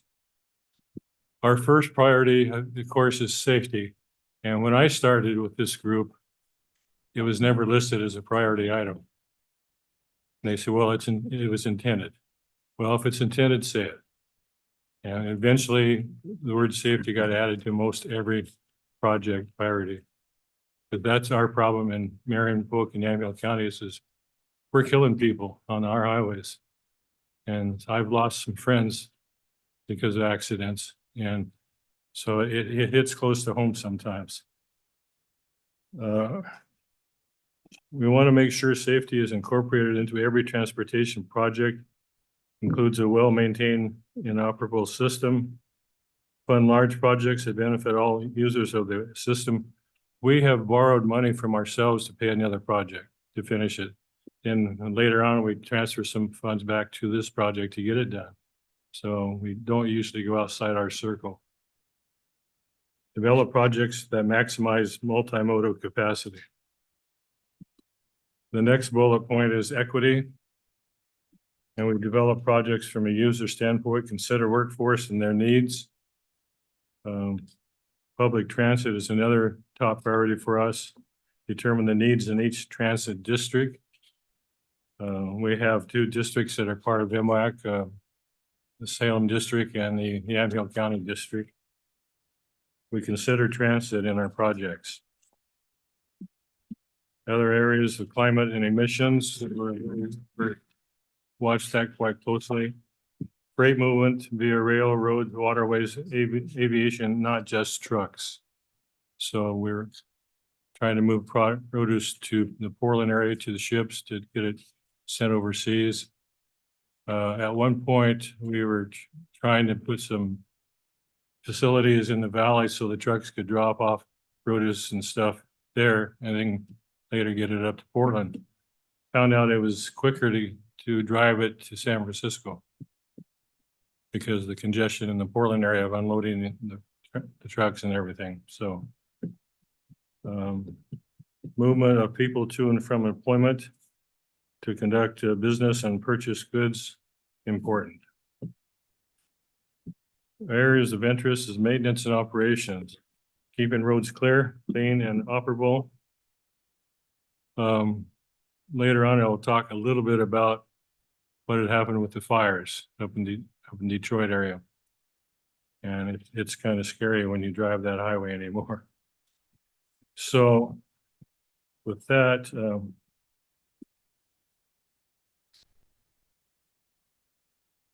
the list of projects that we wanted to briefly just describe, not go into detail, but talk about things that are important to us. I-5 Aurora Donald Interchange, that's a big project and we're getting funded for that, and we appreciate that. It's because right now the trucks are backed up onto I-5, just trying to pull off there. The Oregon 2251 interchange, we've had a lot of fatalities in this interchange because there's no refuge spot to pull off to turn to go to Independence. And it's, again, the part of the major highway between I-5 and the coast. People got to go through this interchange to get there. Safety corridor from Rookville to the west. In notes, I put Butler Hill. I don't know if you even know what Butler Hill is, but it's a hill west of Dallas on 22. And it's starting to fall off the highway. It's starting to slip off. And if it goes, the only other way to get to the Lincoln City area is either through Corvallis or through Amity. And Amity would be county roads. I'm sure the county commissioners would love that. Newburgh Dundee bypass is an ongoing project. Perhaps you've heard of it. So Oregon 18 Valley Junction to Fort Hill is part of that highway going west to Lincoln City that needs to look at. We might as well put our name in the hat on this one. New Salem Willamette River Bridge. You guys probably don't see the traffic on that street going into West Salem after work is over, but it backs up for a couple hours. And we did a traffic study once, and the traffic on the Center Street, Marion Street bridges, that's one each way, exceeds the traffic count on I-5 at the Market Street exit. And you would think the freeway would have a lot more traffic, but traffic is backed up both directions. Last week I was coming home from a meeting. I got out at 5:30 and traffic was backed up for about 2 miles coming into Salem. And I'd never seen that before. So I don't know what caused it. Might have been a wreck. I'm not sure. But from the bridge going west, it was backed up 2 lanes. I-5 Brook Lake interchange is another interchange just north of Kaiser that needs to be done. Center Street Bridge seismic retrofit. And another thing that happened, this is kind of scary, but a couple of years ago, there was a motorcycle accident on the bridge. And the motorcycle rider got bumped off the bridge mid-span and fell 75, 100 feet to the water. Fortunately, there was an off-duty EMT putting his boat in the water, saw it, ran out there in the boat and picked him up, and the guy survived. Wow. But if there'd been a fence, 6-foot fence on top of that edge, he probably wouldn't have gone over. So amazing. That's something that we, unfortunately, sometimes we have to wait until something bad happens before we do something. The one I was going to talk about, I briefly mentioned earlier, was the Oregon 22 Detroit area. Last January, I went to a meeting up in Detroit, and I'm the passenger in the car. We're driving along, I look, and there's no shoulder. and down about 50, 75 feet is a river. I've never seen that river before, the Sandiam River. That's because all the underbrush had been burned away. So there's nothing there to stop a car. So what we were trying to do is find some money. This is sporadic. It's not a solid way from down from the bottom of the valley, but just parts of where the river and the highway are side by side. Because the shoulder is probably this much. And then it drops off. Yeah, there's some trees in the way, but you're gonna have to pull a dead body out of the river or a car out of the river. And hopefully that doesn't happen. And then just other safety improvements on 99E and 219 in the Woodburn area. So that's really all I have to say. If you have any questions, I've got my answers. And for all those people who think we're spending all the money in Portland, you just need to look at the Mid-Valley projects. But we are, like I say, we're kind of in the way of everybody else and they kind of got to go through us, and you guys had to drive on our highways to get here, so be careful. Any questions for us? Chair Brown, members of the commission, do you have any questions for any of us up here today on this work plan discussion? Oh, I see. Oh, the chair. It's all yours, Chair. Yes, thank you so much. Now, let me get my hand lowered so I don't forget. So Chair Wood, thank you for bringing all of these projects. It's just a few, and I'm sure that it doesn't cost very much to fix all of these things. But in seriousness, this is just really an example. And I know every region we go to has a list that's just like this. And it's a concern as a commissioner, you know, we just struggle with this. I lose a lot of sleep thinking about what is needed in each one of our communities and how we're ever going to be able to meet the needs. And I know that you guys get tired of hearing me say, can you prioritize it? Is there a way for your area to try to take these projects and really concentrate on each one and shorten the list as we go along? We have been remiss by not coming and doing a tour, and I apologize. And we will.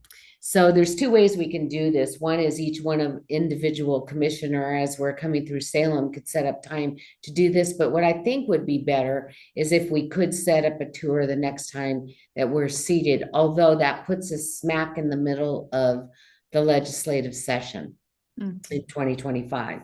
So that makes it really difficult. So what I'm hoping is maybe a few of us have other reasons that we have to come to Salem, and maybe we could set some time aside and come and see a couple projects with you. We'd be more than happy to. Thank you. Others?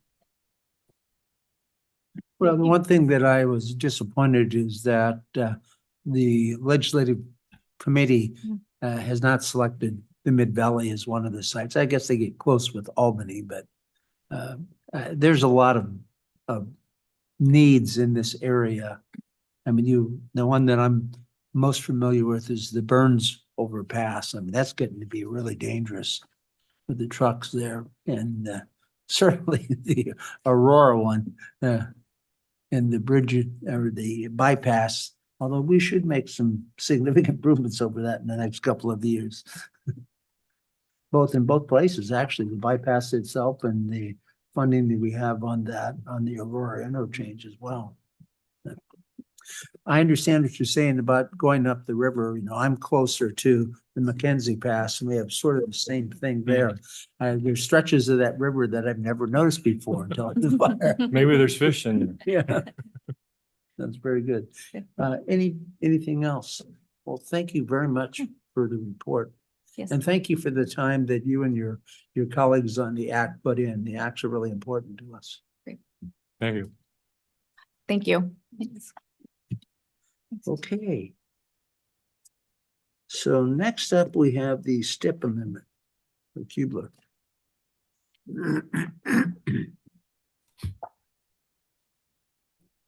We're moving right along.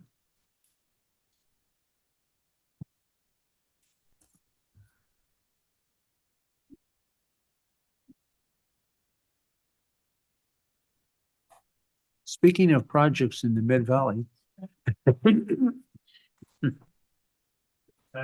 morning, Chair, members of the Commission, Matt Flynn, Delivery Operations Division Administrator. Yeah, not by design that we had this project on right after the MWAC discussion, but certainly pretty. Oh, sure. Yeah. I'll turn to my colleague to introduce herself as well. Good morning, members of the commission. Savannah Crawford, Region 2 Manager. And we are running ahead of schedule, so we'll jump in here. I wanted to give just a brief introduction to this topic. So we're bringing forward to you a request for a funding increase to a project that just went to bid a couple of weeks ago. Certainly as part of our project delivery improvement efforts that Ms. Peltz and I have been speaking to you about over the last couple of months. Certainly we take every opportunity to learn what the market conditions are for a project when we put it out to bid, but also what are we doing to improve our efforts? So as we walk through today's presentation, we'll certainly highlight a couple of the unique challenges with this project, but also what we're learning from it. And I think for the commission's interest, I know you all have been interested in what's going on with the market. And I would say we're definitely seeing some stabilizing of some of our commodities. We're also seeing, I think, a higher level of competition on our bidding environment. We dipped quite a bit in like that 2020 to 2022 period, seeing less competition, but we're starting to see that tick back up. So we think that's a positive sign in terms of just the competition that's out there for the work that we have hitting the street. So I'll turn it to Ms. Crawford to walk through this project and then look for a decision from you all today. Great, thank you. And can everybody hear me okay? I'm used to projecting my voice, so I'm trying not to in a microphone. So, so again, good morning, Savannah Crawford, Region 2 Manager. This is a request to add funds for bid award for the I-5 Cubular Boulevard to Delaney Road widening project.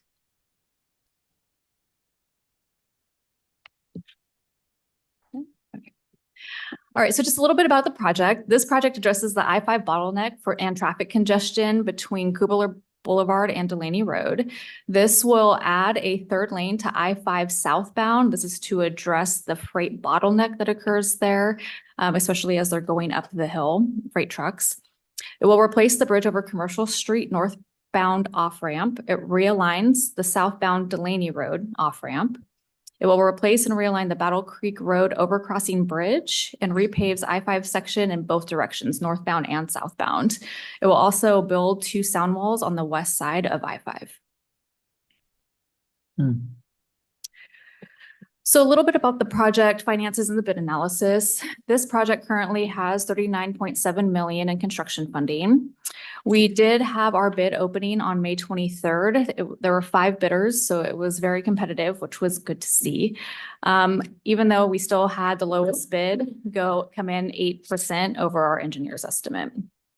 So that equated to a $45.3 million construction phase. And our request today is to get your approval to add $5.6 million to award the bid. Now, we did take a step back and look at the bid analysis to see why we need $5.6 million, why we underestimated this particular project. There are a few things that came to light. So the first one was that there were some bid items that were added after we had provided our cost estimate. So things like the aggregate base, we did underestimate and we added some quantities to that so the contractors could bid accordingly. So we did see some things like that occur. We did also, we are one of the first projects to include some new construction specifications and standards, and I'll hit upon that in just a second. Concrete materials have been coming in higher. So for this particular project, we have precast panels, slabs, precast beams. These are for the bridge components, and these are concrete, and concrete has been coming in high. We also have we have a lot of barrier that we need on this particular project, and the barriers are concrete. And we found during the project that we do have some stockpiled barrier, but the standards changed, which means that we needed to order more barrier from the contractor. And so that was a double hit there when it came to concrete and obviously some of the standards and specification changes.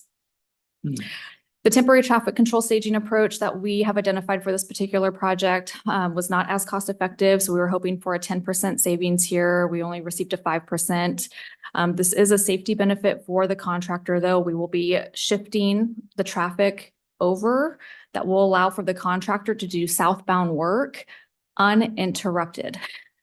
I've had a hard time saying that word today. So those are some things that we found in the bid analysis.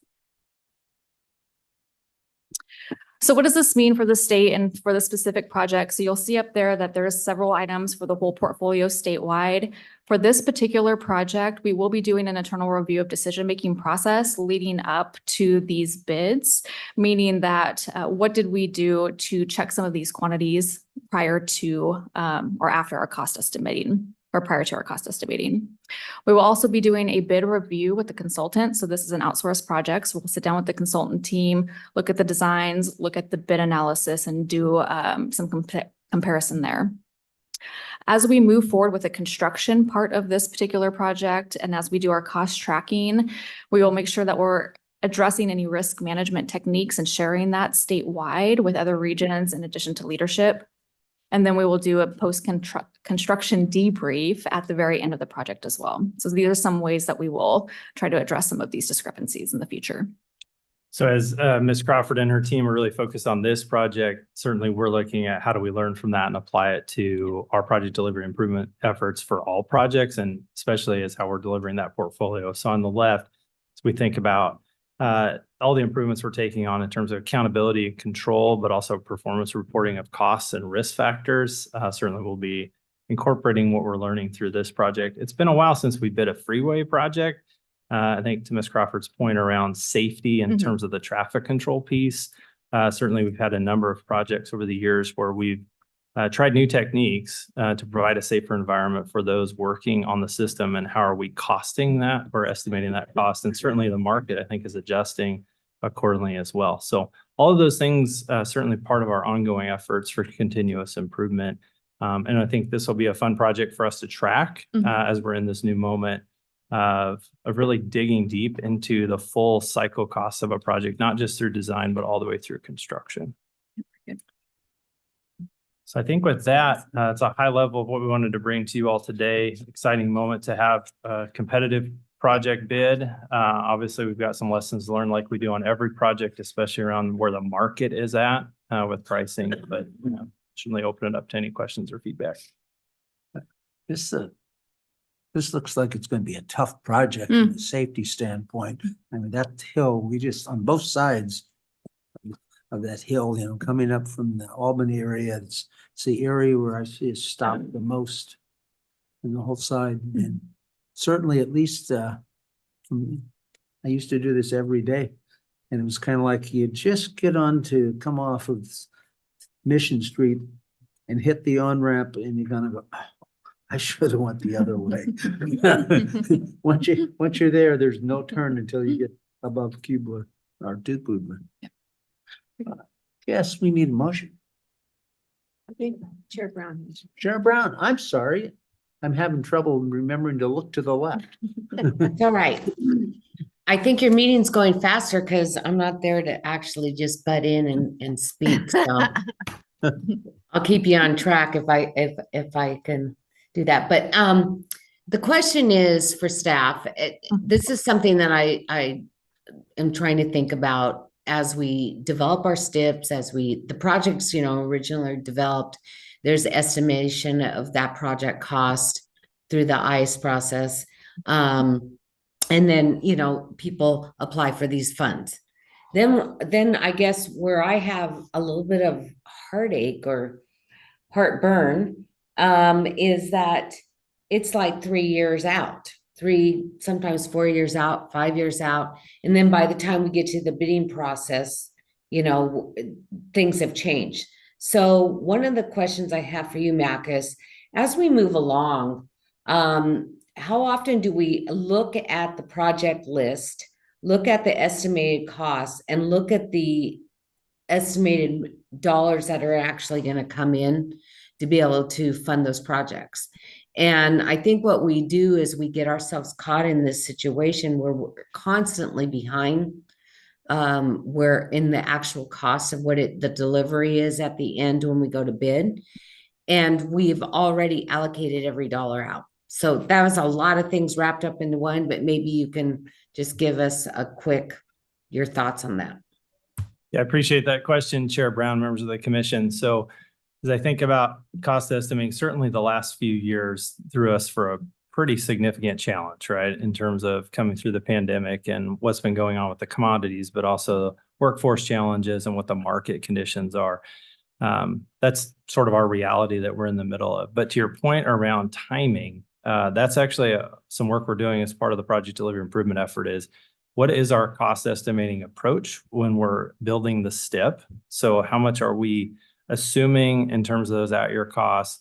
And certainly that's some work we're doing to understand how other states build their capital program list. So how are they building a list of projects maybe in that 4 to 5 year period, and then updating it every 2 years with updated costs so that we are, I guess, more nimble to adjust to the factors that are going on in the market. So that's some work we're entering right now in terms of our capital programming, especially for what I'll call the transportation asset type projects, pavements, bridges, culverts, signals. And then certainly as we think about our experience with House Bill 2017 named projects in the legislative process, what assumptions are we using when we're putting together a planning estimate for what a potential project might cost at an undetermined year of expenditure? In that space, we were not selecting which year those projects were going to be funded. I think Ms. Crawford and her team have a project. What would it cost to expand I-5 to 3 lanes between Albany and Eugene? Right, that's a really high level cost estimate. I think at one point you guys had a week to throw a number together. So how are we learning from those experiences, and what method are we putting in place so that we do have an approach that we can rely on into the future, and also update it as things change and be transparent about that. So kind of a long-winded answer of Chair Brown, we are tracking this. It is part of our project delivery improvement effort that we're working on now. And I would imagine we'd see some information we'll be able to share back out to the commission probably towards this fall, as we think about how do we do our capital programming of projects, not just from the STIP schedule, but also for our asset conditions longer term. So somewhere in that 2 to 3 year window of construction costs, but not the 20 year that the OTP might have. What's the middle space there? And then what methods are we using to anticipate those costs, recognizing things are going to change, and how do we update that? Sam, anything you'd offer? No, that was perfect. Thanks. Well, I can see that in that shorter term, but I was thinking about the STIP, particularly the next one that we're working on now. I don't know how you could ever get good estimates around that. When you start going out 5 and 6 and 7 years, that's a long way, a lot of unknowns. Chair Byer, I might just add that I think there are a lot of unknowns, and there's ways to capture those unknowns and risk by way of either dollar projection or a range of dollars and other things. And so the team's working hard at trying to find the best way to communicate the changes that we should be planning better for, frankly, but also communicate for the changes that we won't have control over. Yeah. We can't be alone among the 50 states with having that problem. No, that's good. All right. But I think we still need a motion. Move approval of the STIP amendment. Second. Okay, we have a motion on the floor. Is there any discussion on the motion? Is there any opposition to the motion? I'm seeing none. The motion is adopted then. All right. Thank you, commissioners. Thank you. Thank you. Our next one, we have the Urban Mobility Finance Plan.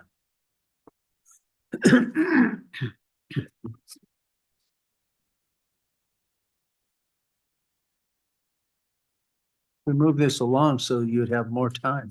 Thank you, Mr. Vice Chair. Well, good morning, Madam Chair, Mr. Vice Chair Byer, members of the commission. For the record, my name is Brendan Finn, Director of ODOT's Urban Mobility Office, joined by Mr. Brower and shortly by Mr. Lind. I'll let them introduce themselves as we pass it off to them. We're here today to get your approval for a conceptual plan. Mr. Brower will outline that here shortly. And again, this is part of our finance plan update. And it's so nice not to have able to say next slide because I can just do it myself if I can do it myself. There we go. So chairs, commissioners, a little outline of what we're going to be covering today. We'll go back to our time in Ontario and cover a little bit of what you decided and the direction you gave regarding the infra grant, and also outline some things that have happened since that time regarding that grant submittal. We did need to pursue retroactive approval from the legislature. Want to at least touch upon that. Turn it over to Mr. Brower to talk about the finance plan update, and Mr. Lind will jump in about project specifics.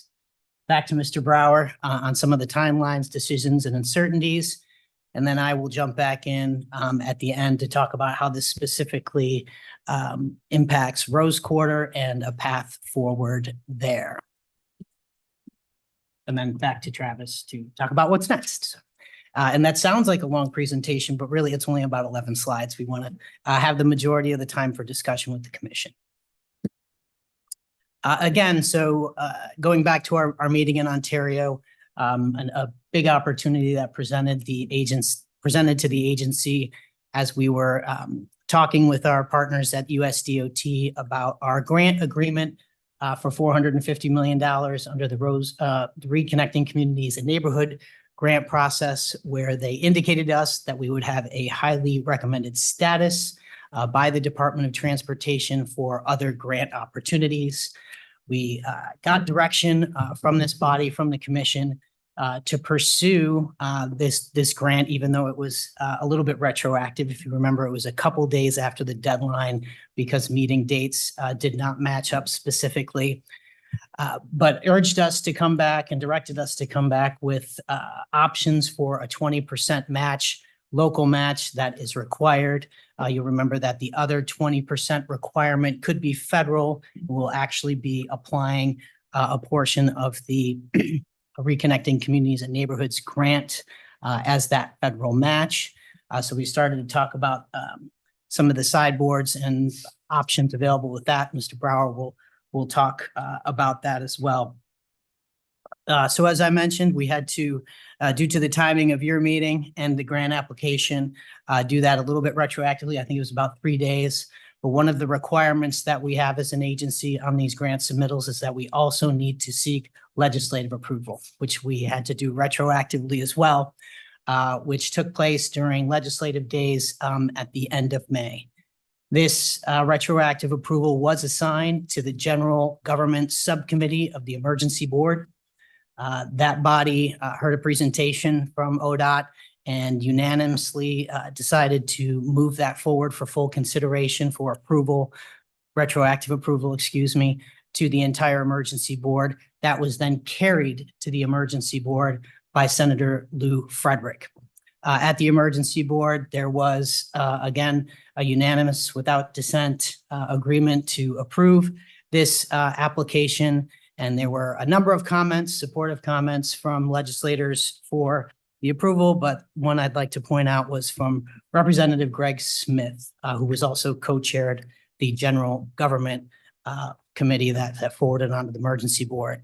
And I'll read his direct quote. His district is in Eastern Oregon, and he spoke to how this work would benefit. And his direct quotes is that the people from his neck in the woods strongly support this project. I know we've talked a lot about how this impacts the local community, but we don't want to miss the opportunity to understand what this project means to the rest of the state. And I know on the last road tour for a transportation package, that was heard loud and clear. So we expect to hear back from the U.S. Department of Transportation late August, early September on what this award may be. Obviously, that will have ripple effects on how we move forward.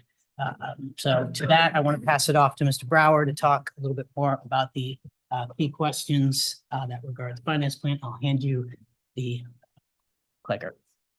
Thank you, Mr. Finn. For the record, Chair Brown, Vice Chair Byer, members of the commission, I am Travis Brower, ODOT's Assistant Director for Revenue, Finance, and Compliance. Last month in Ontario, we brought you this finance plan, and really laid out 4 questions that would need to be answered in making the decisions moving forward. So first of those was, should ODOT transfer back to the Rose Quarter some of the HB 2017 funding that was transferred to I-205, or solely focus on closing the funding gap for the Abernathy Bridge project? And the commission provided direction to set aside up to $250 million in order to pay the match on that infra grant that Mr. Finn just discussed, that could leverage up to $750 million in federal funding. The second question was, should the funds that are necessary to close the gap in the UMS finance plan come from making cuts to the 24-27 STIP, or should we spread it out over time by using financing through bonding, or some combination of the 2 options? Those 2 bookend options have some challenges if you do one or the other. So the commission, I think, wisely recommended a hybrid approach. And so we're going to come back and bring you that. So in response to the direction you provided, we're going to bring you a proposal that will share what that hybrid we think should look like and answer those last 2 questions. What type of bonding should we use, and what type of projects would be used with funding transferred to them in order to provide the funding to pay for the projects in the Urban Mobility Strategy Finance Plan, both directly and for the debt service that would be needed. So as a reminder, this is the estimated allocations for each of these projects based on what we know this spring. So just to call attention to a couple of points here. On I-205, we have $750 million listed there in both of the options. Based on what we know today, that's the cost of the existing construction contract, including the STIP amendment from last month, as well as the cost of additional soil stabilization. But this is a large, complex project, one of the biggest and most complex we've ever done, with 2 years left in the schedule. So we don't include here any additional delay or contractor claims or other risk elements that could come into play. Similarly, but in perhaps the opposite direction, the estimates for tolling here are based on where we're at today. But we actually think we might come in with spending a little bit less than this, because we're able to wrap up that tolling work very quickly after the governor put this on pause. So we're hopeful that there may be some additional savings there. So with the direction that you provided to set aside up to $250 million for the Rose Quarter, we are in option 1 in that middle column with an estimated shortfall that could reach up to about $550 million. And just to break it down in the simplest terms, very rough breakdown of that shortfall, that is about $100 million in additional costs on the Abernathy Bridge compared to where we were last year when you had fully allocated the available resources. It is about $200 million in net loss of revenue from tolling, and that's net of the cost savings associated with stopping tolling. And it's then that $250 million in funding set aside from HB 2017 for the Rose Quarter. Mr. Vice Chair. Go ahead. Before you go from that slide, just so that I understand, the $554 million does not include any additional costs for Abernathy, which we anticipate there will be some. Is that correct? Commissioner Smith, that is correct. If there are additional costs for Abernathy, which is quite possible, perhaps even likely, then that is not included. But there could be some offsetting savings on the tolling side, though that would be relatively small. And it also doesn't include additional funds that would be needed to complete the entire Rose Quarter project. That is correct. And that's about, at this point, our estimation is $300 million. This number, Commissioner Smith, includes only the available funds that have been made available. So that includes about $158 million that had been made available in the original UMS finance plan, plus the $450 million Reconnecting Communities grant, plus the match of $250 million. On top of that, then, we estimate the total project cost is somewhere between $1.5 and $1.9 million. So if we were to get the infra grant, then we have a shortfall that ranges from 0, assuming the project comes in at the low end of that cost estimate, up to about $300 million. And Mr. Finn will speak to that a little bit later. And so based on our current estimate, we could be at the 0 additional dollars if it's at the high end of our estimate, it could be an additional 300 million that we would need. Yes. And where are we in terms of our cost estimating in terms of the process? Because we've heard today and previously, we have not had a really great track record of cost estimating. So help me understand that delta. Yeah, and that has a lot to do with where we are in percentage of design requirements we have from FHWA because of the program this is in. I do have a slide right at the end where I'll kind of wrap that up, Commissioner, and then if you want to happy wait, that's fine. answer any questions there. That's Thank you. Yep. All right. So last month, as I noted, we presented these two bookend scenarios. One, which was just to defer, cover the total range of 300 to 550 million solely by deferring STIP projects in the 24-27 STIP. That was deemed fairly painful.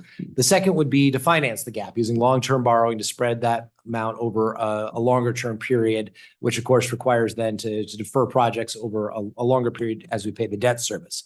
You provided a direction based on the shortcomings of either of those bookends to come up with a hybrid of the two. So we have come forward with a proposal based on that direction that I will now walk you through. As you directed, we would set aside $250 million from the HB 2017 funds for the urban mobility strategy for the infra grant match. The remainder of the HB 2017 funds after the allocations that have already been made would be available for the Abernathy Bridge. We would recommend that we redirect $100 million approximately in the 24-27 STIP to the Abernathy Bridge. And we are specifically proposing deferring painting of the I-405 Fremont Bridge indefinitely. Mr. Lynn will speak to that in a moment. We would then recommend that you issue highway user tax revenue bonds for the remainder using HB 2017 bridge and seismic funds for debt service over the course of the next 25 years. I wanted to note, you heard this morning some concerns about the original proposal, which laid open many different options for use of funds, which could have included ADA, safety projects, bike ped funds. We heard those concerns, and thus we are making a recommendation that we would, because the shortfall is on the Abernathy Bridge project, which is a seismic resilience project, that we would focus the debt service payments out of our bridge and seismic funds. So that is impartially in response to that public comment. It is important to note that issuance of highway user tax revenue bonds, any biennium, does require legislative authorization. So as we'll note later, we would need to go to the legislature and get that included in the annual bond bill. We don't know precisely yet what size the bond sale would be. That would range from $200 million on the low end if we don't get the infra grant and there's no more money put into the Rose Quarter, to up to $500 million if we do get the infra grant and we need to pay those costs. Debt service on $200 million of bonds is about $15 million a year. On $500 million of bonds, it would be about $40 million a year. That would be taken out of our HB 2017 bridge and seismic funds. We would likely sell those bonds sometime in 2025 or 2026. With the sale of bonds, we usually want to time that to the point where we actually need it, so you're not prematurely having to pay debt service. So we would need some additional funding in the 24-27 STIP in order to cover that debt service. So up to $100 million total, depending on the amount of the bonds, the timing of the sale, and financing terms like interest rates. We hope it would be less than that, but we have also identified projects that could cover up to that $100 million or even beyond that amount. We will know more as time goes on. So Mr. Lynn will share that list of projects now. I have another question. Sorry, go back, please. So you're recommending the repayment come from the bridge seismic portion of our funding. And how much is that per year total? How much of bridge and seismic would we be What's the total amount? Mhm. And then you're saying 15 to 40 out of that per year. Commissioner Smith, I should know these numbers because I was just working with them the other day, and it was the largest share of ODOT's HB 2017 funds. About 70% of our total HB 2017 funds went into bridge and seismic. And so I want to say that that equates to something around $150 million per year. However, some of that is used for a variety of other purposes. So for example, we use a fund exchange program for local bridge projects where we take the federal funds that local governments would otherwise get and then defederalize their projects using state funds. So this would have a not insubstantial hit to that allocation of bridge and seismic funds, but there would still be some available in the STIP for other purposes. Would it potentially impact the local transfer? No, it would just reduce the amount we would have to do any bridge or seismic projects. Commissioner Smith, at this point, based on the analysis I did last week, I believe we would still have sufficient room within our HB 2017 funds to do the local bridge transfer and fund our major bridge maintenance program and some other things that are currently funded out of that. But it would obviously constrain the amount of additional projects in the STIP by whatever amount that debt service is. And so the STIP bridge program then would become more reliant on our federal funds, which of course are also at risk as the IIJA expires. Thank you.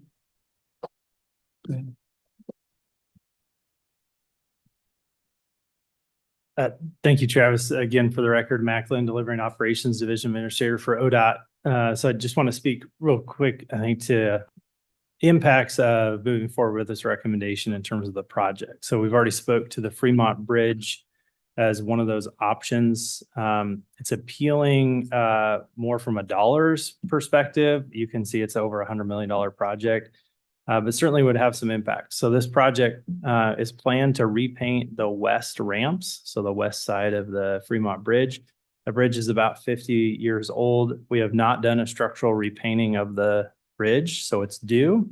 And certainly that's an important piece of our long-term preservation of a bridge of that size. I think Commissioner Smith, your question just a second ago around like how much funding do we have? We have about 75 projects, bridge projects in the current STIP. So as we looked to what projects would we potentially recommend, this one jumps out, one because of size, but also we would be talking about deferring the preservation of it, not deferring critical safety elements of it. And I'll speak to that in a second when I think about bridge decks as an example that are failing. So this one certainly jumps off the page for us from a financial aspect, and we could defer it. It does have an impact in terms of the longevity of the bridge. And to Mr. Brower's point earlier, the federal funds also diminishing and not having a federal reauthorization package. At this time, we can't commit that we would keep this project in the 2730 because we've had to reduce the fix-it funds in that 2730 STIP. This may get delayed out even beyond 2730 without additional federal or state funding coming in. Next slide, please. So that's kind of the first tranche of the 100 million, if you will, that Mr. Brower spoke to. The second part of the recommendation is identifying additional projects really to help fulfill that bonding capacity need that Mr. Brower was speaking to. We've identified more than 100 million here, given some of the risks that Mr. Brower spoke to and the uncertainty around the timing of the bonds and the size.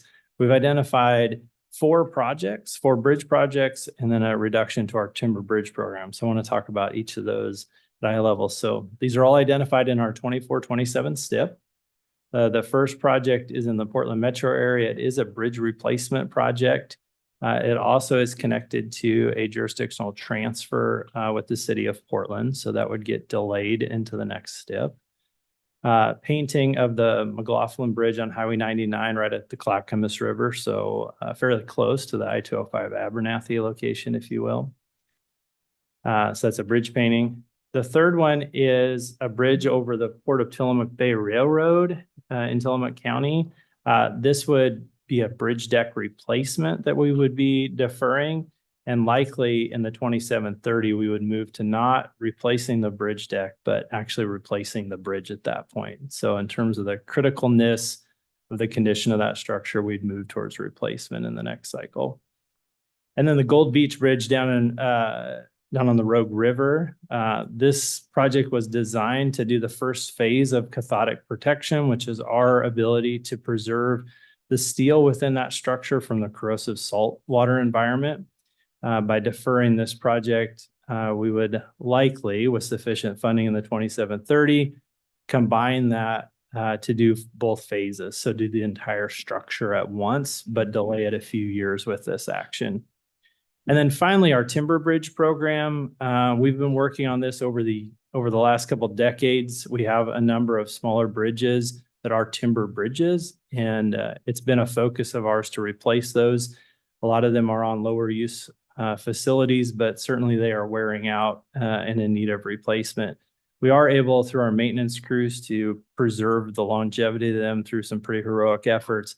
But we are recommending, as part of this action, if you move forward with it, to reduce that program by about 50 million. We'd have about 20 million left to do 4 bridges in Central Oregon. So that would further delay our ability to replace those timber bridges throughout the state. So that's a high level of kind of the impacts. 75 bridges in our program currently. We identified kind of the best of the worst, if you will, to identify these as options to delay or cancel. And certainly there's risk moving forward in terms of the total dollar amount, as Mr. Brower spoke to, and then also what happens with the federal or state funding authorization for us to be able to commit to funding these in the 27-30 given revenues. So that's a high level overview.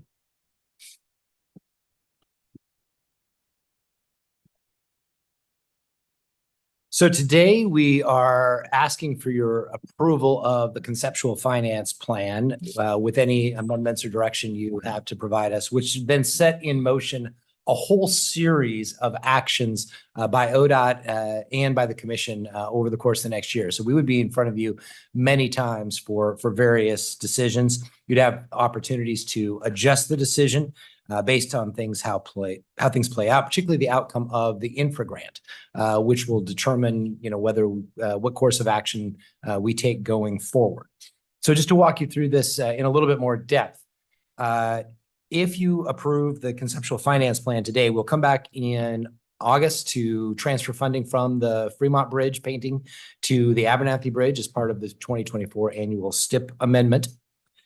We will also bring forward scenarios for completing the funding needed for Rose Quarter, offering 2 different scenarios, basically 2 different paths. One, if we get the infra grant, one of which we don't. And Brendan will speak to this in just a moment again.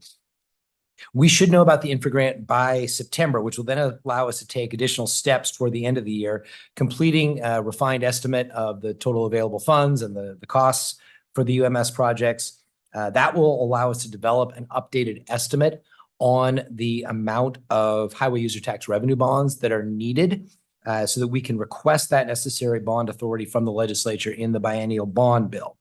We would use that then to develop a schedule of estimated debt service, and that would allow us to return to the commission likely in December to determine what projects will need to be deferred from the 24-27 STIP to provide the necessary funds to cover the debt service from that list that Mr. Lynn just walked through.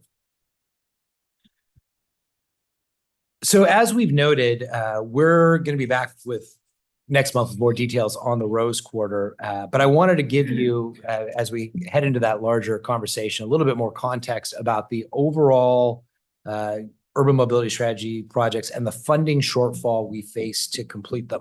As you can see here, we face a shortfall on the 4 projects that are shown here that have the interconnected financing plans.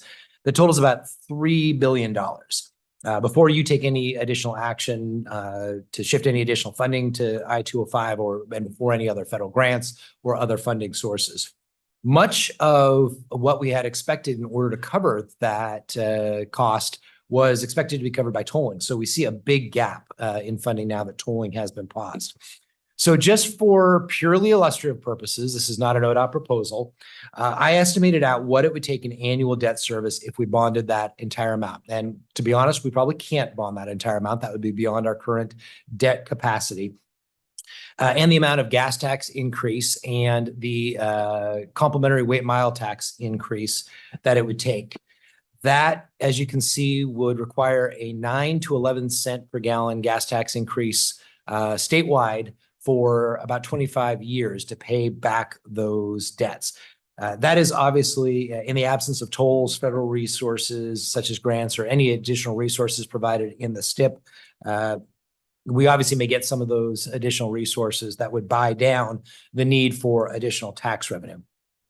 The point of this, though, is the size of that gap is significant, and it means we're going to need to prioritize. And so ODOT is, per our conversations over the course of the last several months and really over the course of the last couple of years, is we will prioritize completing the Abernathy Bridge project, which is currently under construction, and moving forward on the Rose Quarter.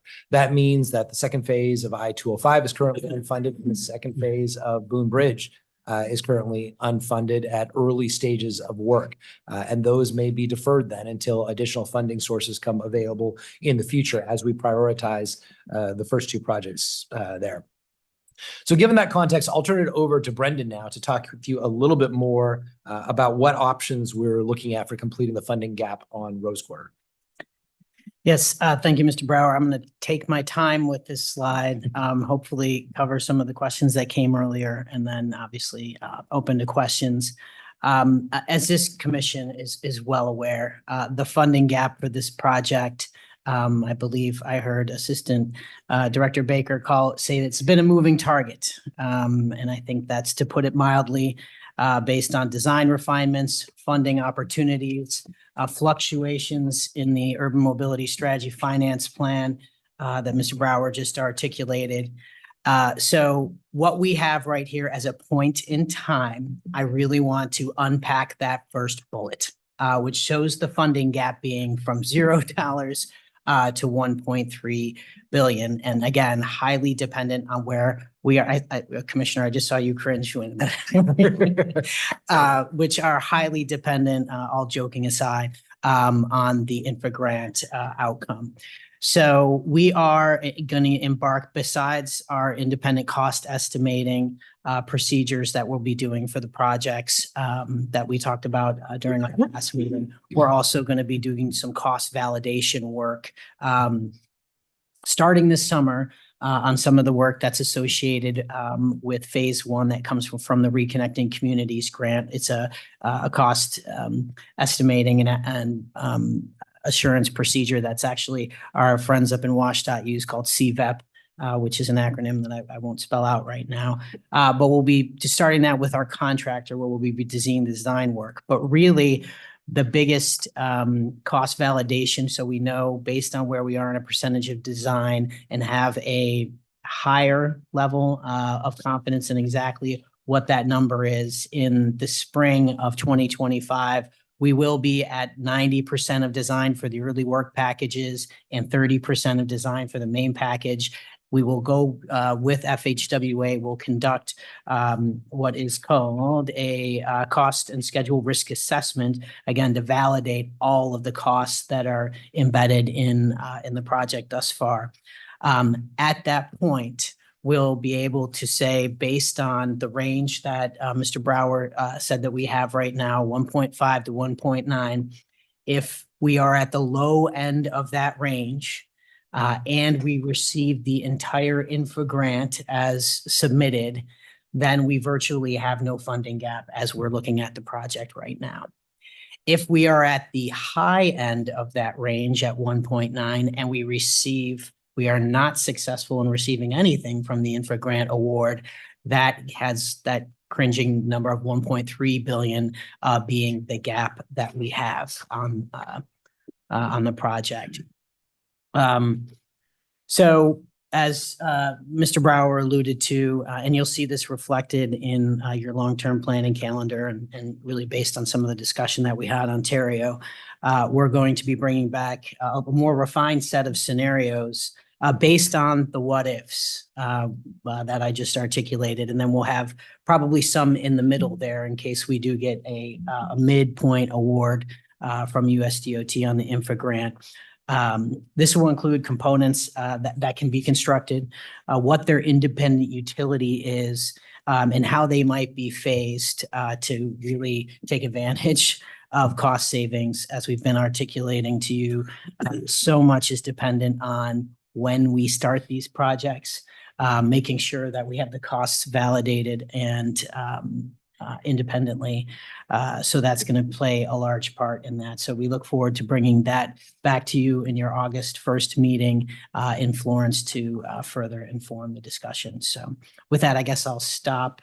See if there's any questions on this slide before I go over to Mr. Brower, who's going to wrap us up. So in August, is that the appropriate time to ask you to provide, what if we're at 1.3 billion? What does that look like? Or can you give us a preview of that today?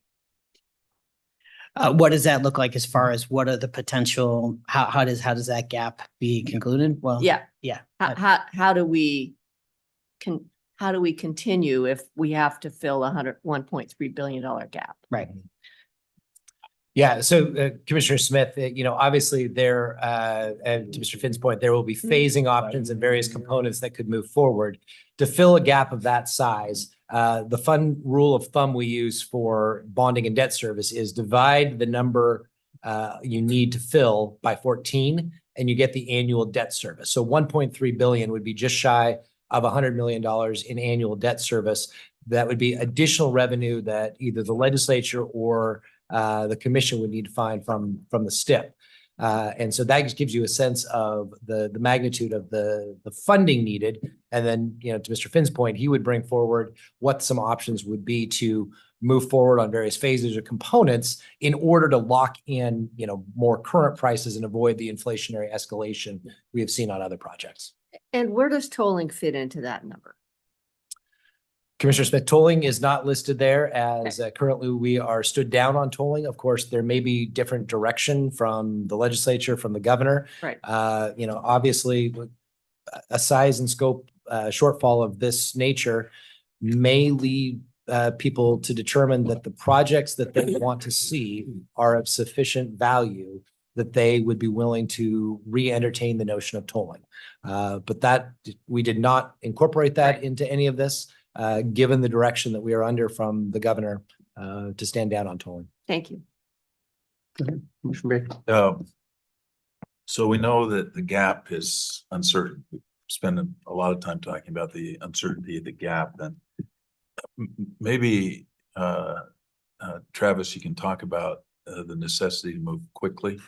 Obviously, we heard this morning in testimony that there's a lot of constituents that would like to weigh in on, this subject of what gets cut and when. So I guess two questions. Why move so quickly? And, what's compelling us to move quickly? And then the second, and maybe Director Strickler, this is to you. How do we incorporate the views of the ACTs in developing this plan? I mean, obviously everything needs to move quickly, but seems like there's a tremendous desire to, participate and provide us with some counsel on this. Commissioner Baker, I really appreciate that question. It's a really good one. And I will say that we are asking you to move quickly on providing the conceptual finance plan that provides that roadmap for us going forward. We are not asking you to move as quickly on some of the other elements because there are additional steps that need to be taken. Right now, we have a project that is under active construction with the 205 Abernathy Bridge project that is spending millions of dollars a month. And for almost exactly to the day, 3 months, we have not had a funding source for that. As the guy who's in charge of keeping the agency in the black, that makes me extremely nervous. And there's a practical consequence of that. We had taken draws of commercial paper short-term borrowing against expected future toll revenues that no longer exist. Our debt manager has since had to halt those future draws of commercial paper as he cannot go to a bank and tell them where we are going to get the funding needed for the I-205 Abernathy Bridge until we have your blessing on a conceptual finance plan that lays out the path going forward. And so we need to, with relative haste, make some decisions on where that funding can come from. Now, I hope we made it clear that there are going to be pivot points in the future where you can choose a slightly different path within the framework of this conceptual finance plan. You are not committing yourselves irrevocably to a course of action. So in the future, you could determine based on, all the changes and as the uncertainties become certainties, you can change the relative mix between additional projects that are redirected in the STIP versus bonding. And we can have this iterative conversation. And we want to make it very clear, we're going to be in front of you many times for many conversations. The commission is firmly in the driver's seat on these decisions. But we do need that roadmap put in front of us to know where are we going to start driving, or else we're going to be in a trouble from a cash flow perspective. Okay. Well, question. In the documentation that you provided for us today and the exhibit that takes a look at the additional 100 million in bridges that you've identified, the title on the attachment is projects proposed to cut to meet UMS funding needs. And I think we're not talking about cutting the projects. We're talking about delaying or deferring those projects, with the one exception, which might be Tillamook, where we would cut it and replace it with a full bridge replacement. Is that right? I just want to make sure that it's clear to everybody that we're not eliminating these projects. We're simply delaying or deferring them. Yeah, Chair Brown, members of the commission, Commissioner Baker, to that question, I think generally that's correct. We're talking about deferring. I think the question that comes to my mind is, for Fremont, how long would we defer it for? So we certainly think about most everything on those two lists coming back around in 2730 STIP or being fully funded. I can't commit today that the Fremont would make that list given the limited amount of funds. So at some point, right, in our future, we will get to that bridge painting, but not at a moment to commit to the 2730. Yeah, my concern was the definition of cut, because it could imply that they're off the list and we're never going to revisit them. And that's not the case here. We're just correct deferring them. Follow-up quick question. So if we end up having to defer the Fremont for 2 STIP cycles, 3 STIP cycles, help me understand what the impact of that is to the longevity of the bridge. Are we like shortening its lifespan by X number of years, if that's even a metric that you could provide? Yeah, Chair Brown, members of the commission, Commissioner Smith, I'll certainly ask our bridge engineer team. I'm guessing they could come up with that metric, and they probably already have it. I don't have that in front of me today. And that bridge is 50 years old, or those ramps are 50 years old as well. So certainly it has an impact the longer we delay it. As an example, the Astoria Megler Bridge, obviously in a much more corrosive environment along the coastal route, we're always in a bridge painting project on that bridge, right? We're never done. We do a section of it, and then years later we do another section. So that's just an example of how important it is, but it's not detrimental in terms of we're going to see significant failure of the bridge in the next 10 years, but it's that long-term maintenance and preservation of the structure so that it can survive much longer than the 100 years. But I'll follow up with my bridge team and see if they have, that metric, that calculation. It may not even be a reasonable question to ask, but I just want to get a sense of, by deferring it, are we losing like 20 years on the other end or 50 years on the other end? Well, I think the short answer is it will be more expensive to do the painting in the future. I think the escalation would certainly show us that. And it may be more work that we have to do to rehab that steel structure and not just do the painting, right? We might actually be talking about rust remediation at that point. So it may be a cost in the work, not necessarily length of time that we are going to get the bridge before it needs to be replaced. Yeah, I think that's a fair way to say that. Yeah. Sure. Chair Brown? Sorry. Thank you, Vice Chair. I think that some of the testimony we heard earlier in the morning and the concerns about cutting projects in the STIP and the acts having a say as to what projects, I think that this is a prime example of really the staff trying to find something internally that we could cut on the ODOT side of bridge maintenance versus taking out actual STIP projects. And so I think that this is going to help some of this conversation. It still gives all of us heartburn when we hear that we have to defer maintenance on something. But I feel like this was a little bit of a better scenario for us to try to make a decision. And that was just my comment. Commissioner Chapman. Yeah, I want to thank Commissioner Baker for making that distinction that we would be deferring, not canceling these projects. Specifically regarding the Fremont paint deferment, this actually seems very strategic to me. My business has been relieved to see steel prices that were up almost 300% during the pandemic returning back to normal. But we're still shocked by how high paint and special coatings like vinyl are for steel that's going to be out in the elements because of supply chain disruptions and COVID backlog, demand increases. They're just kind of dominoed. So I'm always concerned the longer we take to complete a project, the more it's usually going to cost just because of interest and price escalation. Depending on how long we would have to defer, of course, this might actually not be a huge cost difference if paint costs go down like we're expecting. So this makes a lot of sense to me, considering the necessity to try to bridge the gap somehow or another.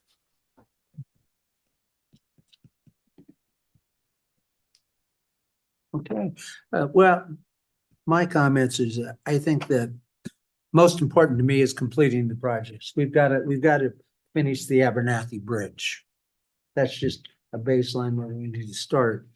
The Rose Quarter, I'm a little concerned with our burn rate on working on that project before we have complete funding in mind, but that's just, I thought we kind of made it now. I thought we made a decision to limit our continuing expenses there, and I'm a little worried about that. The reality of this is I think we have a unique opportunity today with the federal funding that's unlikely to be there for a long time into the future. So I think we need to take the risk to make sure that we have our best chance to get that $750 million, recognizing that it doesn't close the gap.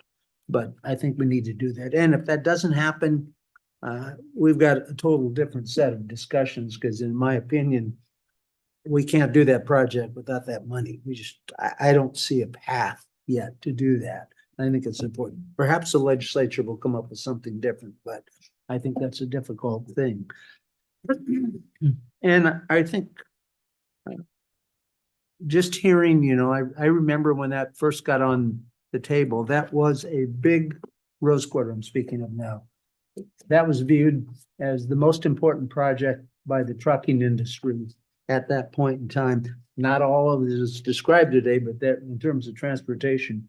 And we heard that testimony, and it'll be interesting to see whether it's repeated across the state. That's not just a Portland project, that's a statewide transportation project. Some of the development efforts are a little different, but I think that's an issue. I believe that, to Commissioner Smith's concerns, if the project goes forward and the costs are high at the high end, there are opportunities. I mean, not what people desire, but there are opportunities to reduce that cost some. There happens to be a bridge in there that, frankly, the legislature did not support when they approved the project. Maybe they will now, but it wasn't in the original plan. The reality is this is a legislative priority, and it will be up to them in 2025 to figure out how to fund it, along with the other things. To the planning, I think there's opportunities to have the discussion with the ACTs and the local governments about how we adjust things going forward. To your point, Commissioner Baker, we're not saying we're not going to do them, it's just when we're going to do them. And I think that fits in the whole structure of the current STIP as well as the next one. And I'm feeling like we really need to go back and take a look at that, not tomorrow necessarily, but within the next 12 to 18 months. I think we need to get realistic about the projects and where they're at in the priority. And it's just something we have to do. And to the comments this morning, I appreciate those, but this is not a rash step, as my observation of this commission over the years has been, they're continuously adjusting the STIP. So this is just a continuation of common pressures, but I get their point. You know, they want to be involved. We've asked the acts to be involved and we need to find a way to do that. So my position as commissioner is that I think the plan staff has put on the table is a reasonable plan conceptually, and we should approve it. Other discussion? Are they done with the presentation? Yes, Commissioner Smith, the last thing I was going to say is just that, you know, as we close, it is really, our ask is for you to approve the conceptual finance plan and the hybrid scenario that we presented today with any additional amendments or direction you wish to provide to us. Further discussion? If not, I'm looking for a motion. Commissioner Smith. Further discussion. I think that the Rose Quarter is an incredibly important project. It was identified in House Bill 2017, although it's a very different project today than it was then for all very good reasons. And it's a better project. There's no question in my mind, it's a better project. We've had incredible support from the Albina community, our federal partners, our team has done an incredible job, and I really want to see it built. My concern is that we are facing historic financial problems as an agency. Our maintenance and operations are suffering. We're in declining revenues. You know, later today, we're going to have to hear a presentation that we have to present to the budget, to the legislature, of cutting our budget because we don't have money. And at the same time, we're seeing these increasing costs of construction. We're seeing bids coming in higher. We have a potential funding gap from 0, which would be fabulous, to $1.3 billion. And that causes me a lot of concern. You know, to me, the big issue is the only way realistically that we were going to fund the Rose Quarter was through tolling revenues. That was a big part of our funding. That's what the legislature told us to do, implement tolling.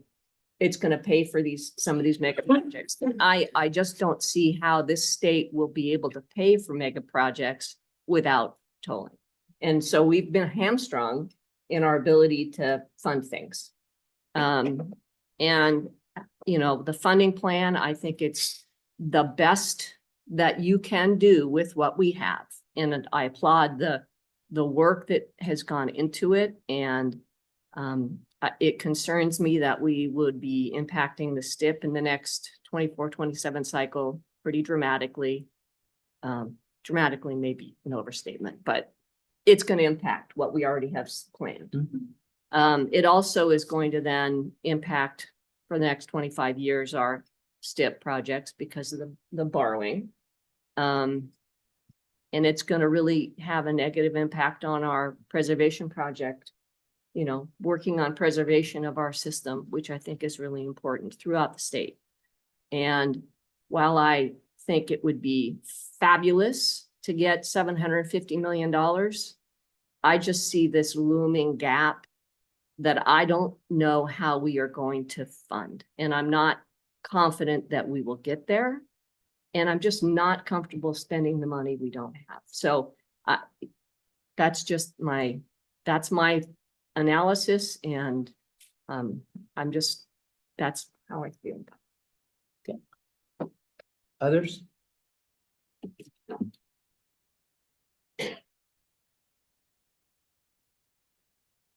Well, I'm looking for a comment or a motion.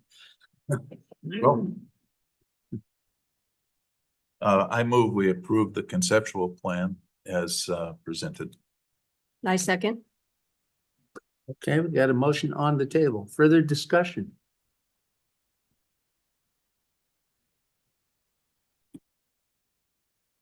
Okay, we will go to a vote then. And can we do a roll call? Call the roll, please, whoever does that.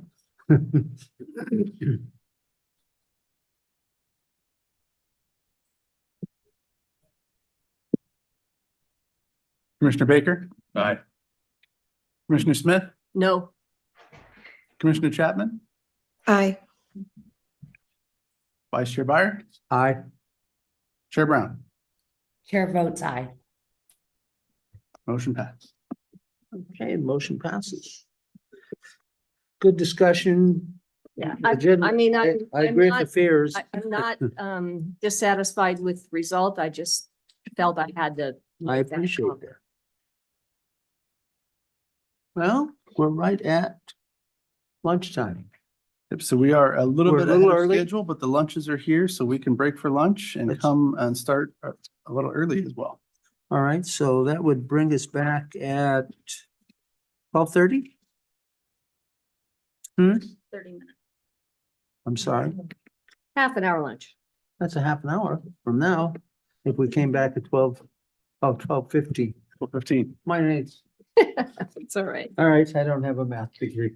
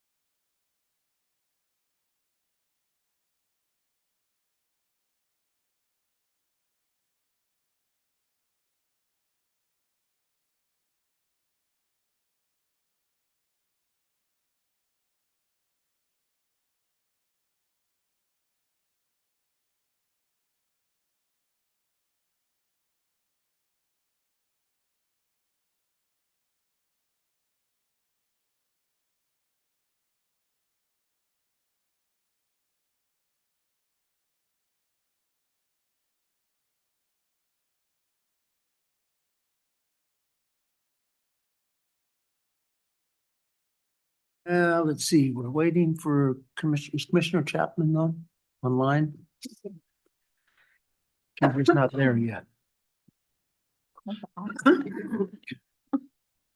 There we go. All righty. Are we online? Ready to go? Everybody abandoned us. I was just saying, I've got quite the audience for this one. All the interesting stuff, huh?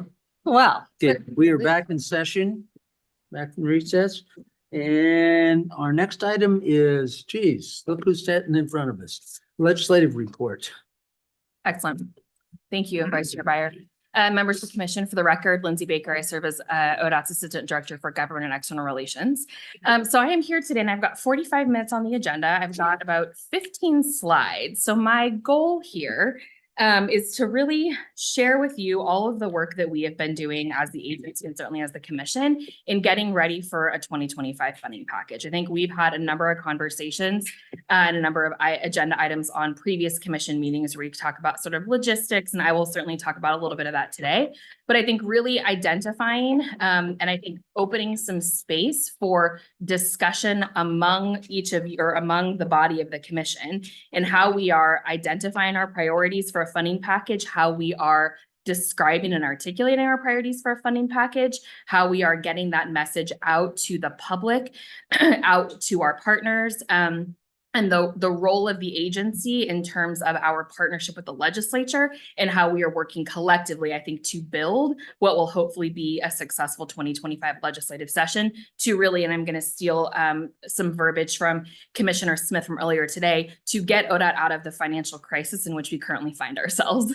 So I think this is a really, I'll offer a challenging conversation, particularly as we're thinking, or at least as I think about how we are on two parallel paths, right? So we are looking ahead to a 25 legislative session where we'll be building our 25-27 biennial budget that has some pretty, I will use the term severe reductions and some pretty severe cuts, how we're planning for that as an agency and what that means certainly to the agency, but equally importantly to the Oregonian to rely upon the service that we provide on the one hand, and then how we are able to, and this is where the 25 package conversation comes into play, how we're able to change that reality in a really assertive way.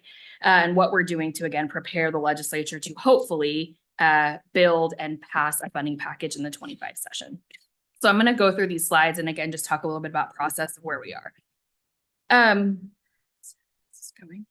There it goes. So as we've discussed before, this summer, the Joint Committee on Transportation is embarking upon a 12-stop tour across the state. I will offer that this is pretty, I don't even want to say loosely, pretty closely modeled after the successful road show and the successful tour that the legislature embarked upon in partnership with partners and the agency in 2016 ahead of the 2017 House Bill 2017 funding package. The tour, as you can see here, is really looking at building understanding. So that is legislative understanding and public understanding about transportation funding challenges and the potential tools we have to address those. Again, to build understanding at the legislative level and among legislators individually about needs statewide, what are shared priorities, and maybe most importantly, needs of local communities across the state as it relates to transportation. Again, building support and that kind of urgency and momentum for a funding package that's really looking and narrowly focusing on maintenance, operations, and safety. And then, of course, gathering input from the public and community leaders about how we actually start to tackle that challenge. Excuse me, each tour stop has 3 components. This kind of, and again, you can see here this sort of modeled pretty closely after the tour that happened in 2016 ahead of the 2017 funding package, having some planned site tours to go and see across the state, very similar to how the commission goes on a bus tour whenever the commission is on the road in different communities, and looking at what the needs are certainly, and also looking at where successful partnerships can be leveraged and how those can deliver on really concrete outcomes for communities, for businesses, for Oregonians across the state. The second portion will include a roundtable conversation with local officials, partners, and community leaders. And then finally, a public hearing. This is very sort of a traditional legislative public hearing, but again, bringing that conversation to the community rather than asking everyone to come to the Capitol building in Salem. I think this has given and will continue to give legislators, both members of the Joint Committee on Transportation and legislators who are not members of the Joint Committee on Transportation, a little bit of a look at what transportation looks like, feels like, and is, and how it feels to communities on the ground every day.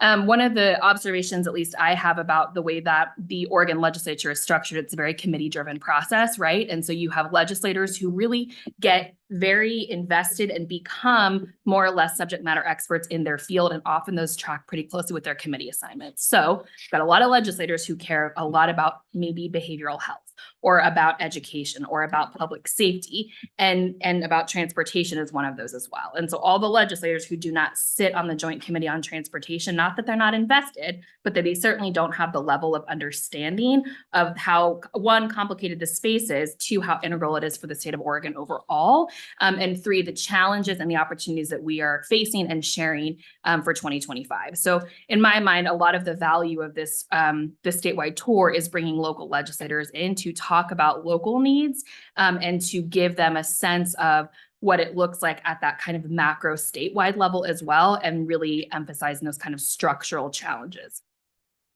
So this is just a quick survey of the different tour dates and locations that will be going on across the state. And I'll share here that we, ODOT, at the staff level, are really engaged with the legislature's staff as well. And again, identifying where we're going to go on the bus tour, kind of who, what we're looking at and what we're observing in, and how we're able to really highlight, I think, and illuminate the maintenance, operations, and safety challenges.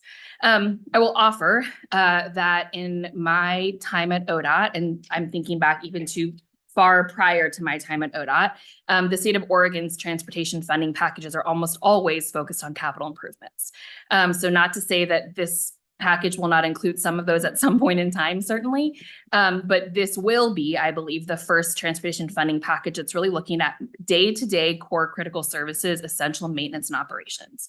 So all of the things that you all are very familiar with, right? The incident response, keeping our DMVs open, keeping our way stations open, paving, patching potholes, responding to incidents, all of those things that are sort of the what I think of as like the bread and butter of the day-to-day, that are not necessarily the sort of shiny, fancy new projects.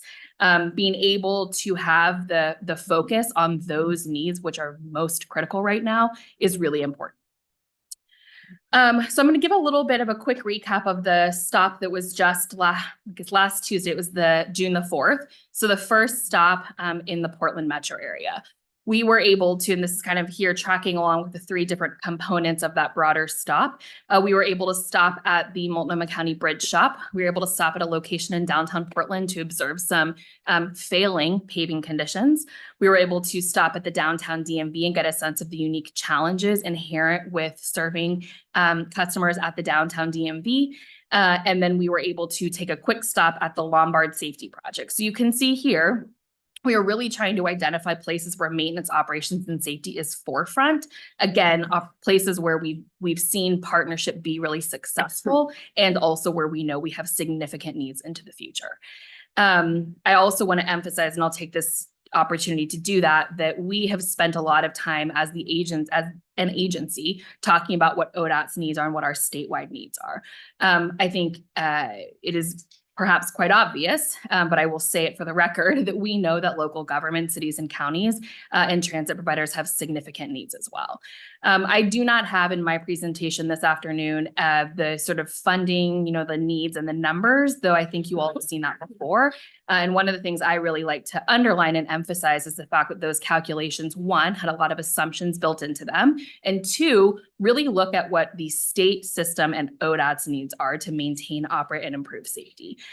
They certainly have some consideration of local government needs, but by and large, the numbers that we have presented are state needs. And I believe that cities and counties and transit providers, again, have their own calculation and their own needs as well. So back to the Portland stop. So we went on a tour. Again, you can see here the places that we stopped. And then we had a roundtable discussion that was led by the Joint Committee on Transportation co-chairs and vice chairs. And I just threw up here some themes that I heard as folks went around that table and were prompted with, what are your priorities for transportation? What needs do you see as needing to be addressed most immediately related to transportation? And we heard a lot of, I think, recognition and acknowledgement and appreciation for the structural challenges that we have as a state and how we fund transportation. Heard a lot about establishing trust and confidence in delivery. So maybe perhaps stated another way, giving the legislature and giving the public an ability to say, this is, okay, we're going to fund ODOT and we're going to fund these services because I know what I'm getting for that, right? And that's actually similar to that fourth bullet up here, building public understanding of outcomes and really ensuring that there was that connection to the service outcomes and the service delivery at the end of the day, and a recognition across that roundtable and participants that tie is incredibly important to build that support and momentum for a funding package. And then, of course, a lot of conversation around how we as an agency and how transportation agencies writ large is really incumbent upon us to be good stewards of the resources, certainly, and good stewards of the system. And so I reflect back a lot on conversations that this body has had around preserving our assets, managing our assets, making sure we're taking care of what we have. And that, to me, really came through a lot in that stewardship conversation, kind of on, again, the resource and also the asset perspective. The third piece of the Portland stop was a public hearing. So as I mentioned, this is a more traditional public hearing. It starts with a brief presentation from the agency, from ODOT, and then really opens the floor up to members of the community to share their thoughts and their priorities and their needs, challenges, et cetera, with the Joint Committee on Transportation members directly. So we heard a lot about transit needs, about improving service and improving service connections, maybe most importantly. Heard a lot about seismic and emergency preparedness. I think a recognition of Portland has a lot of bridges. Oregon has a lot of bridges. A lot of them are built a really long time ago. And what are we as a state doing to ensure that we have seismic lifelines and a level of seismic resiliency in the system that we are creating? Heard a lot about roadway projects, and this was sort of twofold. One, I think a reflection of some members of some partners who do not want to see additional roadway projects and certainly do not want to see capacity expansion and enhancing projects, whereas some felt sort of opposite, right? And so I think, again, a lot of what I was hearing, again, thematically from these were people have a lot of differing opinions, and also there's a lot of alignment in terms of how people prioritize transportation and the needs of our system. And then finally, a note here on climate change. Heard a lot of comments from the public around what are we doing to increase bike ped transit as a way to reduce our impacts of climate change and reduce our GHG emissions, and then sort of specifically and then more broadly, just how are we cleaning up the transportation sector, generally speaking, and how transportation is a big contributor to climate change overall. Pause to have any questions. Yes, Commissioner. Thank you, Mr. Vice Chair. Can you share a little bit about how the agenda and the tour package are put together? Is that legislative council,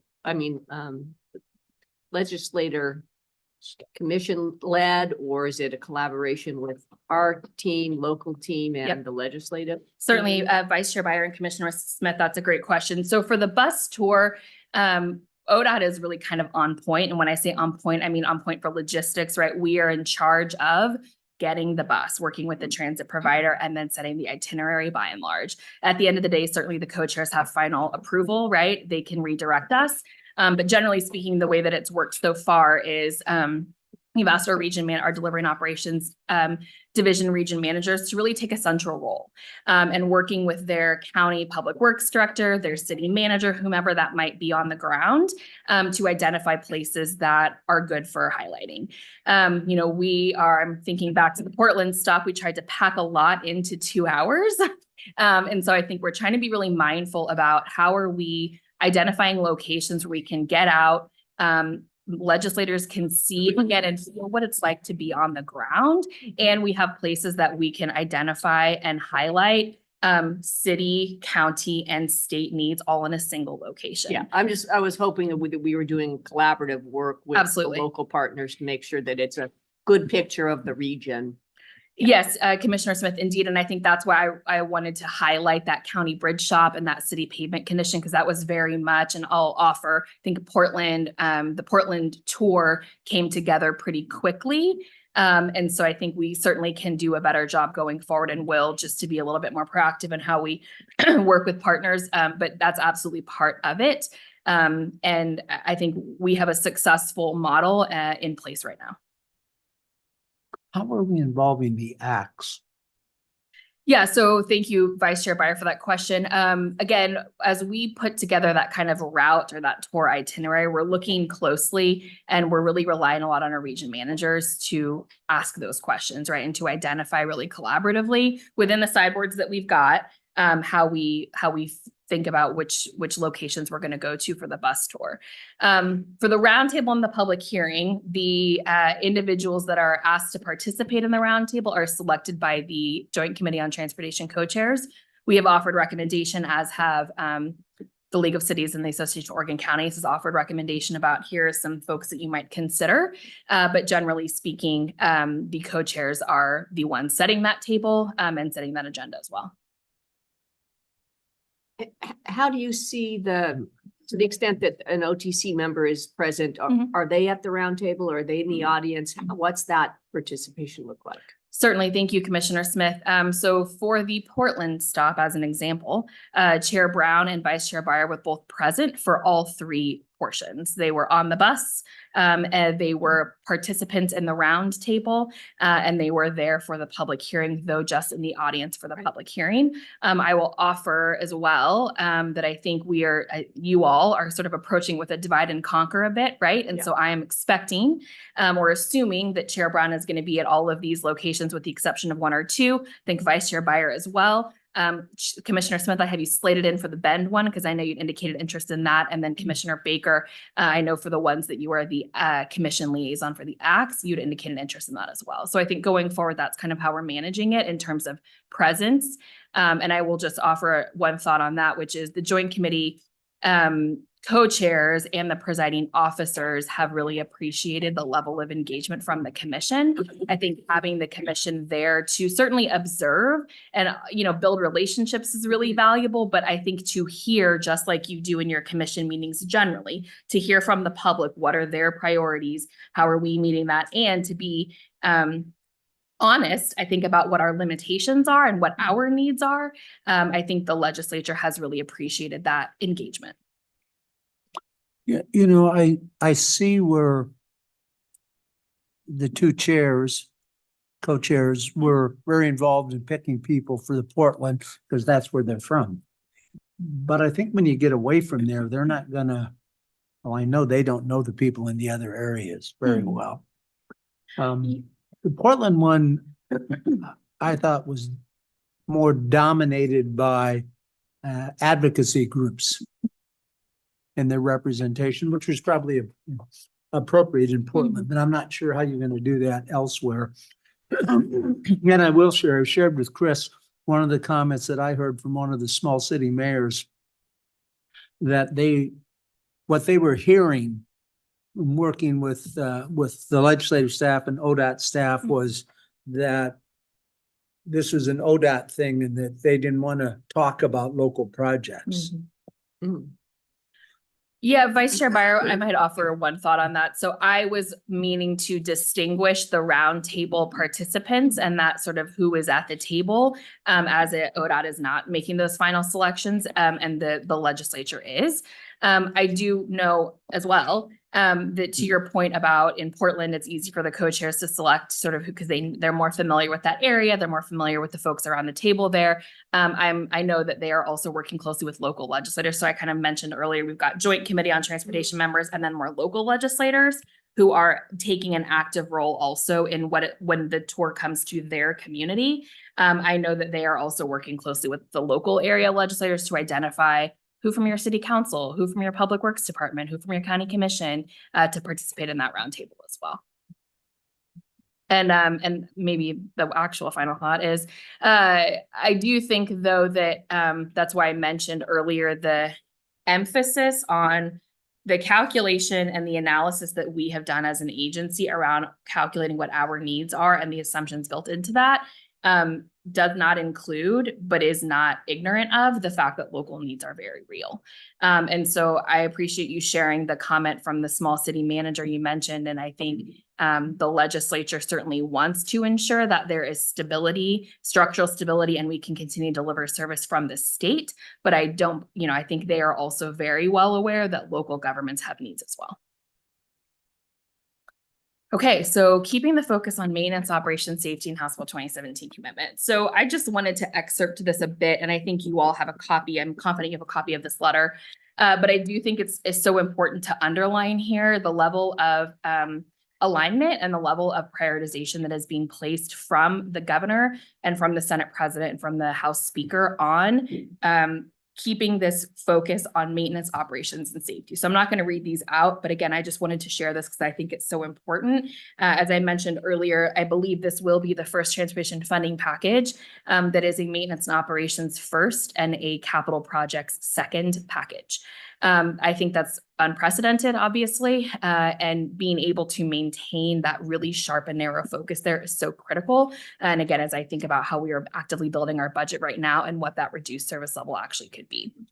So certainly this conversation, and I think how priority is defined and scoped will likely evolve over time. There's a lot of time between now and the beginning and certainly the end of a 2025 legislative session.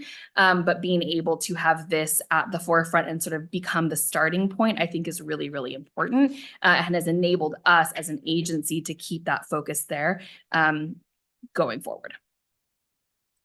So I'm just sharing a little bit here about how we are sharing our work. I've heard a lot from conversations with the commission and even our external partners for a number of months and years now about what are we doing to tell our story, right? What are we doing to get the word out and to ensure that the public is one, informing us and we are informing them, right? It's a two-way street.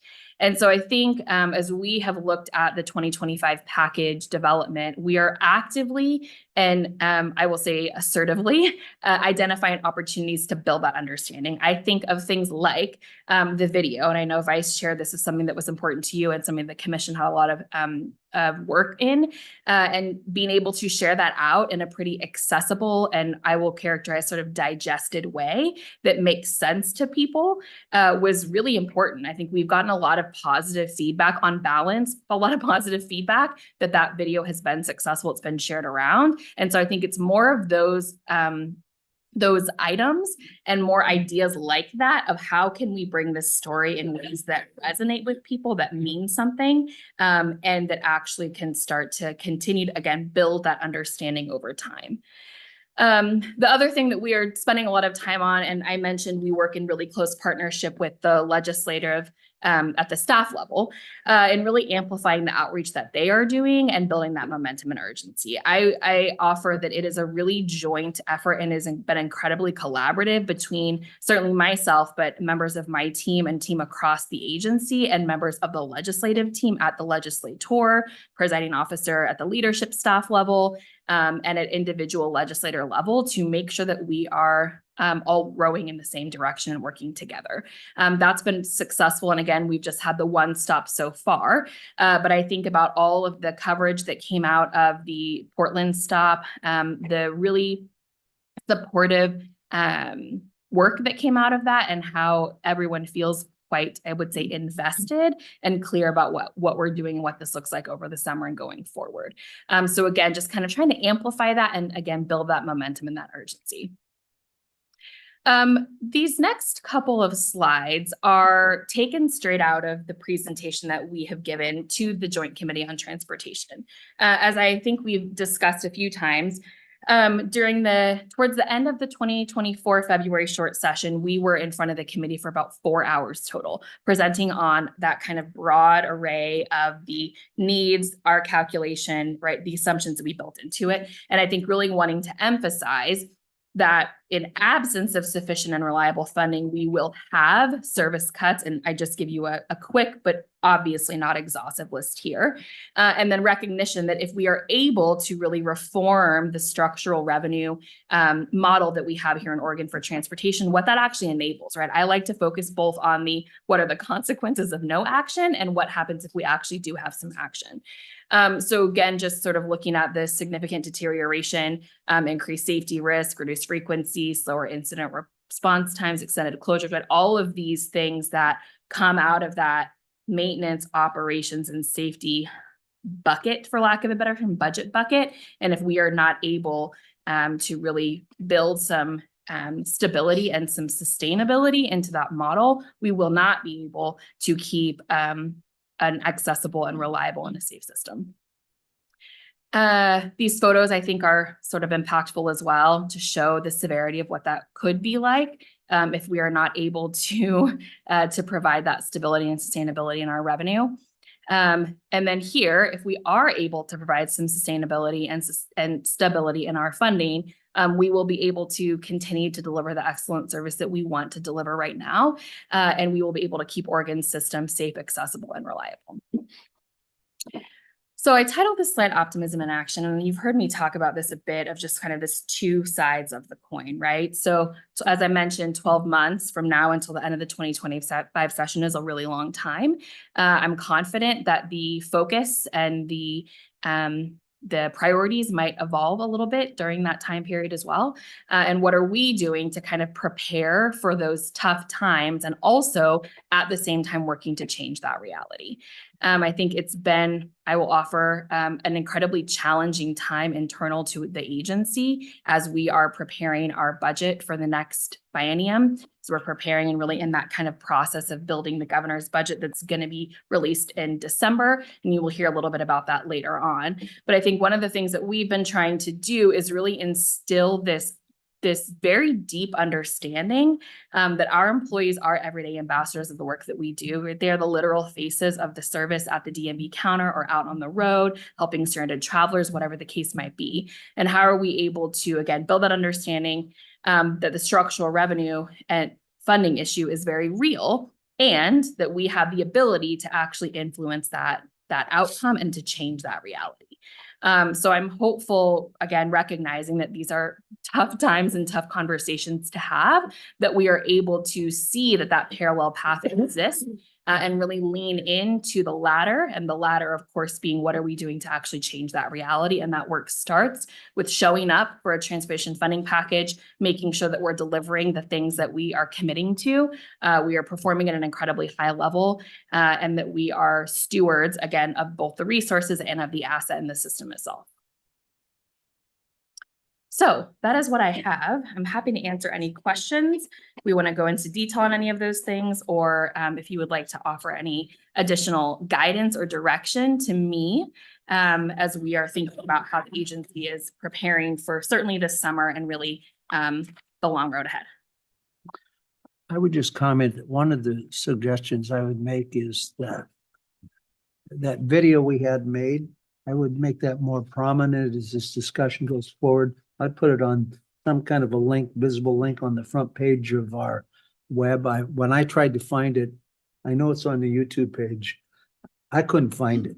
I had to turn to Lisa and Michaela to find it. And if I can't find it, I don't think there's many people of the public would find it either. I think that's important.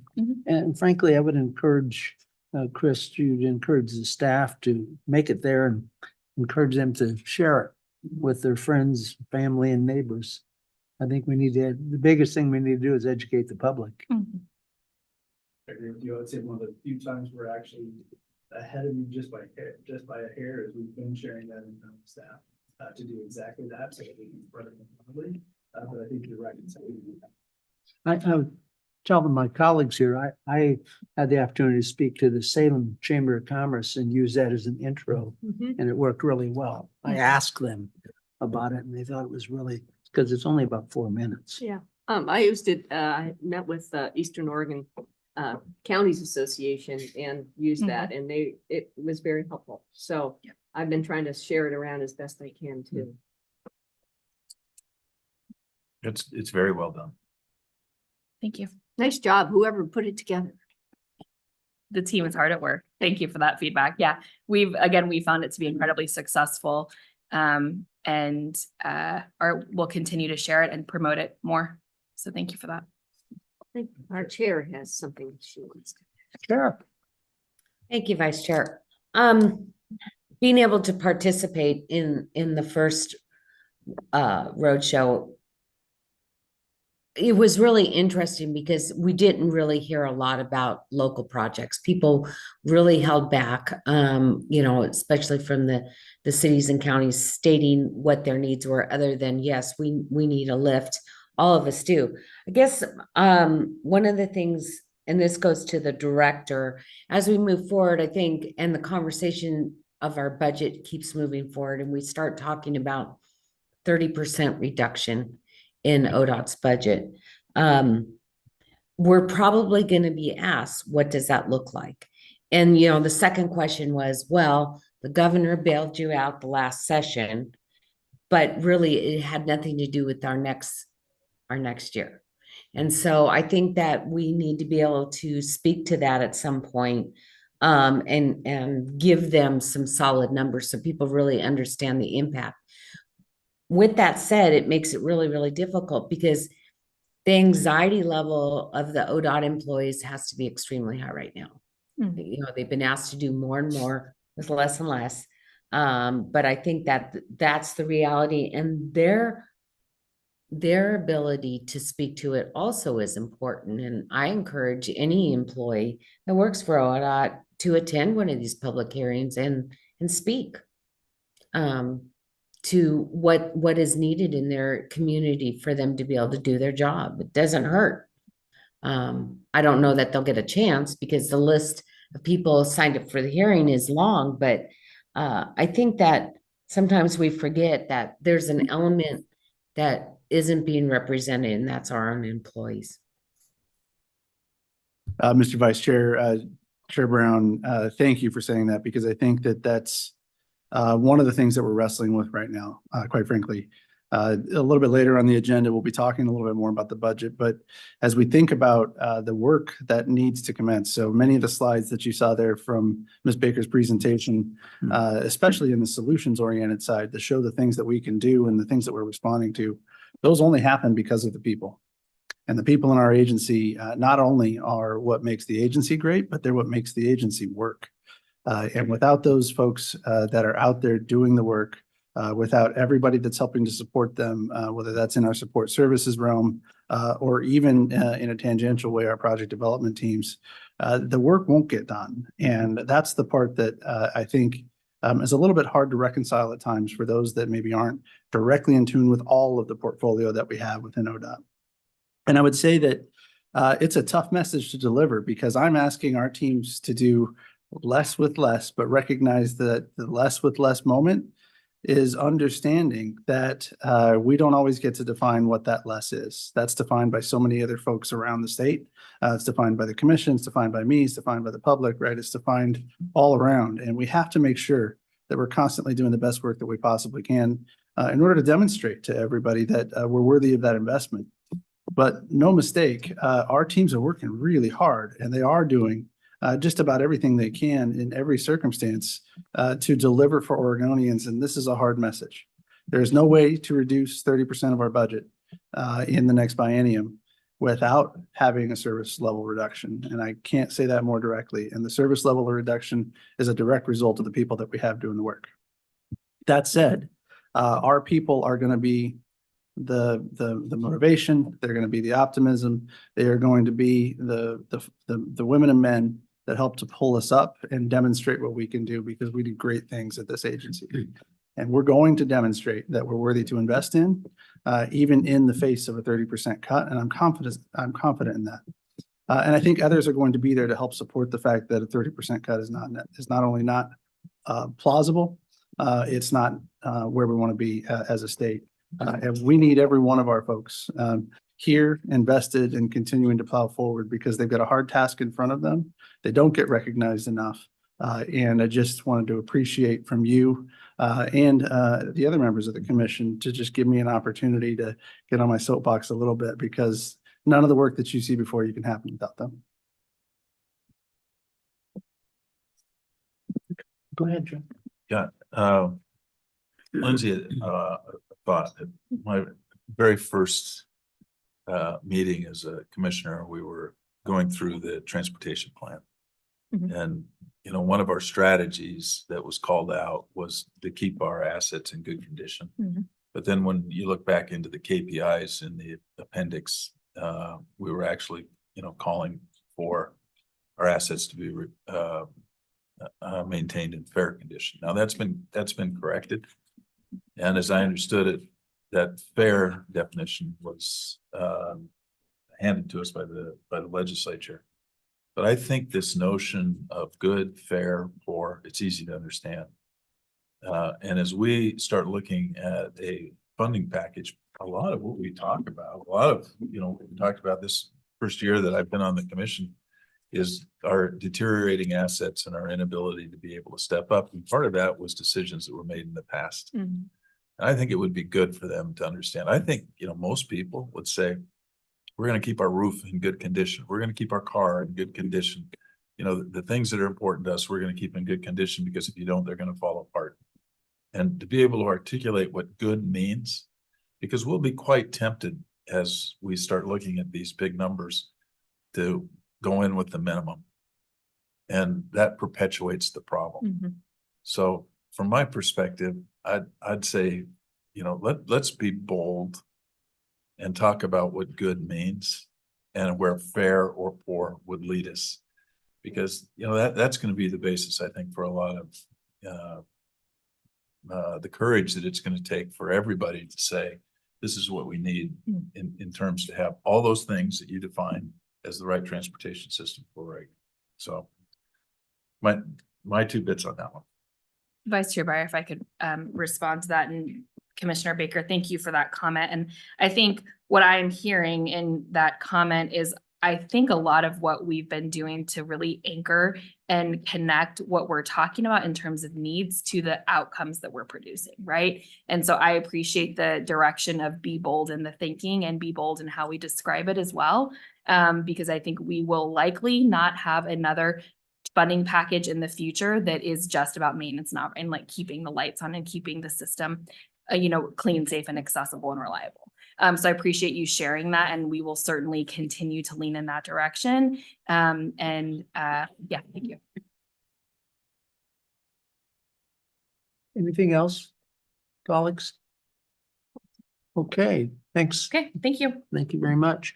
Now we're on to the budget.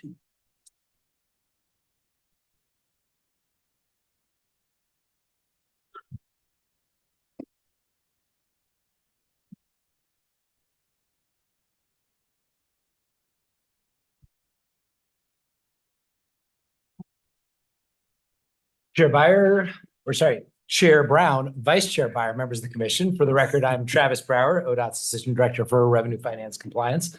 I'll let my partner in crime introduce himself. I'm Russ Kassler, ODOT's Budget Manager. So today we're going to talk about the budget again and give you a preview of where we're at in the process and the work we're doing to address our revenue shortfall. We deliberately put this right after Ms. Baker's item to help us put this in greater context with the legislative work that's being done to develop a investment package for transportation. And just as importantly, give us a little bit of hope and optimism, because this otherwise is not going to be a particular fun conversation this afternoon. For 4 years, we have been talking about our long-term structural revenue challenges and the budget shortfall for operations and maintenance that is resulting from that.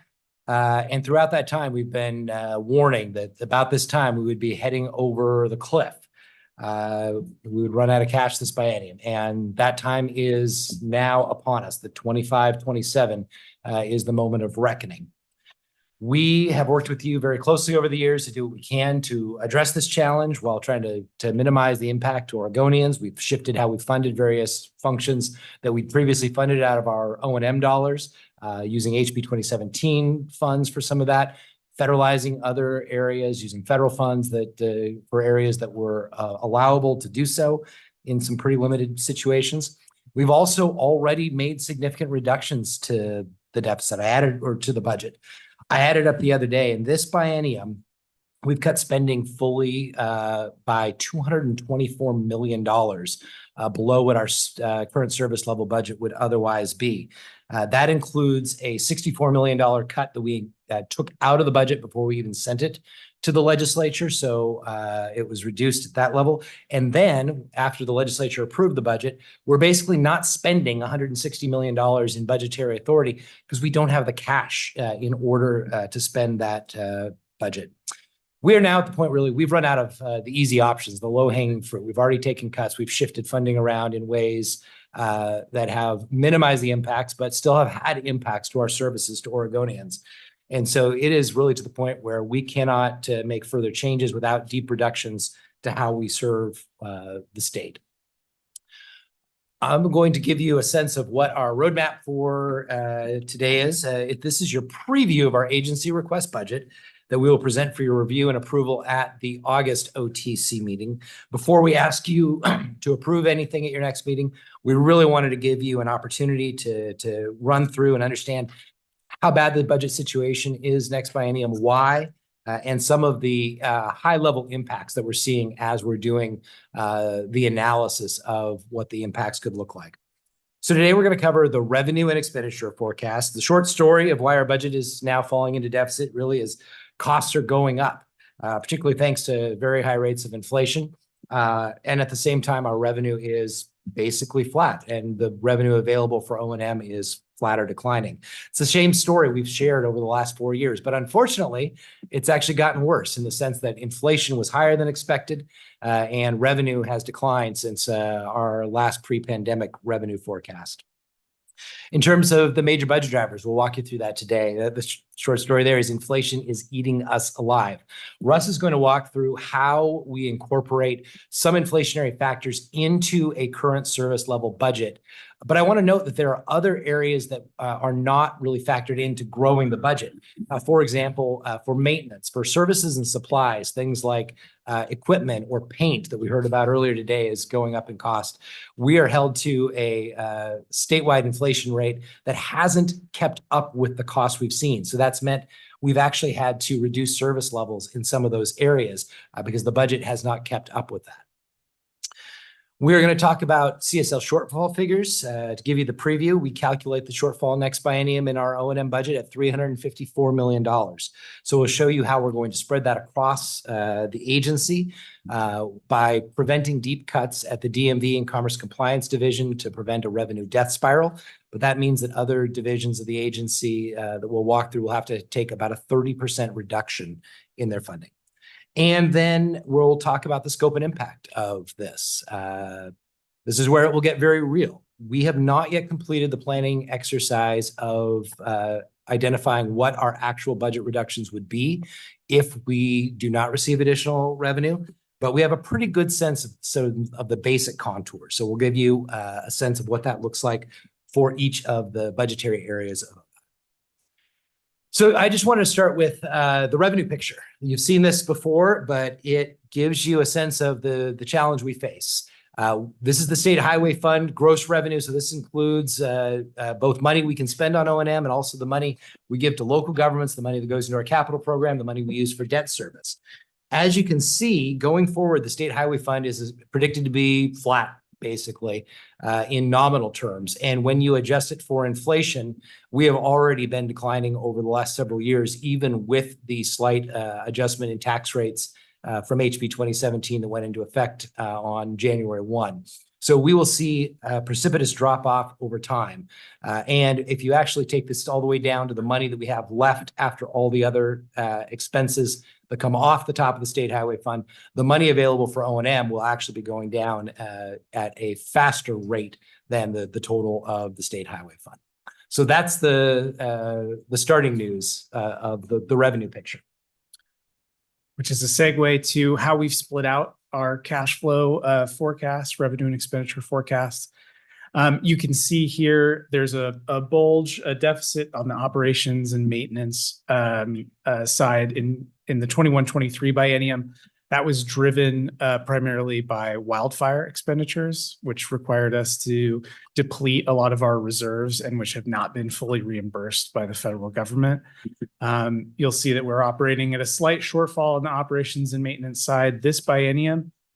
To Assistant Director Brower's point, we have adjusted for that through operational reductions, right? We operationalize a budget that's smaller than the legislative limitation that were given by the legislature. We also have not distributed the salary pot limitation that was given to the department from the legislature during the short session in 24. But you'll see then the deficit expands in 25-27 and continues to grow, assuming no other cuts to expenditures, which we're of course required by law to make, and the revenues stay flat in nominal dollars and in inflation adjusted. It's just really bad. On the capital side, though, you'll be pleased to see that this isn't the case, right? Our capital revenues tend to bounce a little back and forth with reimbursement and with the front loading of STIPs. But that cycle results in usually a slight net positive revenue balance. And that is projected to continue into the future, right? But you can see the available revenues decline, so our expenditures will necessarily decline with them. And then this flows into a state highway fund balance forecast, right? So you can see the light blue teal line that is solid, that is actuals to date. The dashed line is forecast. I am happy to report that due to the action of this commission and the amendments made to the current STIP at last meeting, we have staved off the 0 point, right? The point of no return within the state highway fund that had been forecasted to dip slightly below 0 in spring of 2025. That has now been adjusted upward. And so we stay positive until it looks like the summer of 2026. Then there's some bonding, and then it goes really fully negative after the fall of 2026. And this is, again, assuming nothing changes with our expenditures, which we will be required through our budget to change. So let's talk a little bit about what is driving the expenditures, right? Why are we seeing that the yellow line back at the operations and maintenance expenditure and revenue graph soar so high, right? And the first one, the big one, is personal services expenditures. Those are the costs associated with the people that we employ, right? It's not just salaries and wages. There are a lot of other personal service expenditures, benefits, healthcare, taxes, those sorts of things that we as the employer pay. And you can see that since the 1921 biennium, we've stayed essentially flat in our position load. We have had a net increase of 2 positions since the 1921 biennium into the 25-27 biennium. But our personal services costs have increased 45% over that period. That's a big number. I'll say it again. We've stayed effectively flat in positions. Our personal service costs have increased 45%. And this is driven, of course, by collective bargaining, COLAs, pay equity, and another series of other statewide initiatives that have made the personal service costs increase. Also, natural inflation as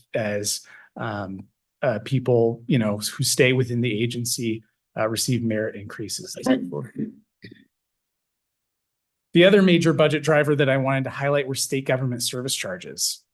So these are expenses that are charged to the department from DAS, from the Department of Administrative Services, to pay for a number of key services that DAS provides for us. And that has significantly increased. Since the 1921 biennium, those costs have increased 83% over that period. And that is driven in part by personal service costs that they themselves bear, right? But also by significant statewide initiatives, things like Workday, pay equity, and a series of other IS statewide initiatives. So I want to talk a little bit about where we are in the process of pulling together the budget, and specifically the revenue shortfall packages that were required by statewide budgeting policy to produce.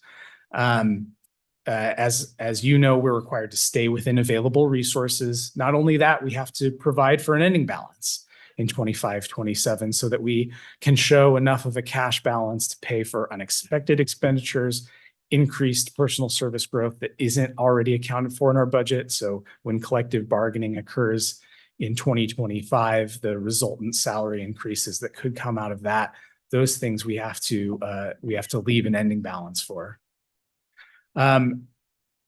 We will lay out specific reductions needed within each division's budget and the impacts. So we have to develop these revenue shortfall packages. We have to describe to detail what we would propose cutting. That includes position information, right? And at a high level, right, we'll be describing the number and classifications of positions within the document, right? Not specifically which positions within our budget document, though we do have to provide that to DAS. And this will be the focus of the agency request budget presentation that you receive in August. So division administrators will be coming up. They will be explaining what is in their proposed revenue shortfall packages, right? So what they would be required to cut if there's no additional revenue provided by the legislature in the 2025 session. And they will describe the impacts of those reductions in detail. So this is what the shortfall looks like by division or budget area, what we call summary cross-reference. You'll see that that's a budget parlance term, but that's the high-level organization structure in the budget. You'll see the biggest part of the reduction is taken in maintenance. That is because they are the largest expenditure in the operations and maintenance portion of our budget. You'll also see, and Assistant Director Brower mentioned that there are two parts of our budget that have been held relatively harmless. Those are DMV and Commerce and Compliance Division. And there's two reasons for that. One is to avoid issues in our actual collection of revenue, right? Making our shortfall worse by not being able to collect revenue, but also the very real practical problem of making our deficit worse, because when those areas take reductions, right? Those are collection costs we take off the top of revenue before apportionment to cities and counties.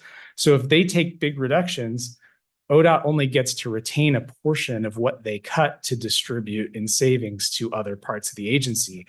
The rest leaves ODOT and goes to cities and counties. So we make our deficit worse if they take big cuts. And as a result, you'll see that maintenance, project delivery and support, the indirect costs associated with project delivery, ODOT administrative services, finance and budget division, and the capital improvement budget, those areas all take effectively 30% reductions. And as Assistant Brower will talk about, there's some very significant impacts that would happen if we are required to take those reductions.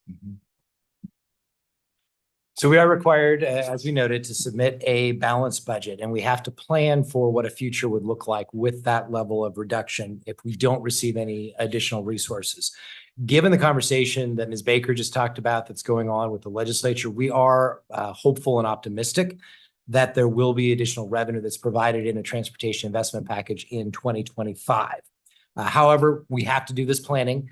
We have to be able to submit that balanced budget. And I think even more importantly, it's really important for us to show what the reductions would look like and how our service to Oregonians will suffer if we do have to take these reductions, because I think that will add extra impetus to the need to make additional investments in the transportation system. We haven't finalized all of our reduction proposals, but the basic outcomes are really starting to be clear. So I'm going to walk you through those. In the maintenance arena, with a 30% reduction, we would have to reduce maintenance staff, as that's a major source or major cost within our budget.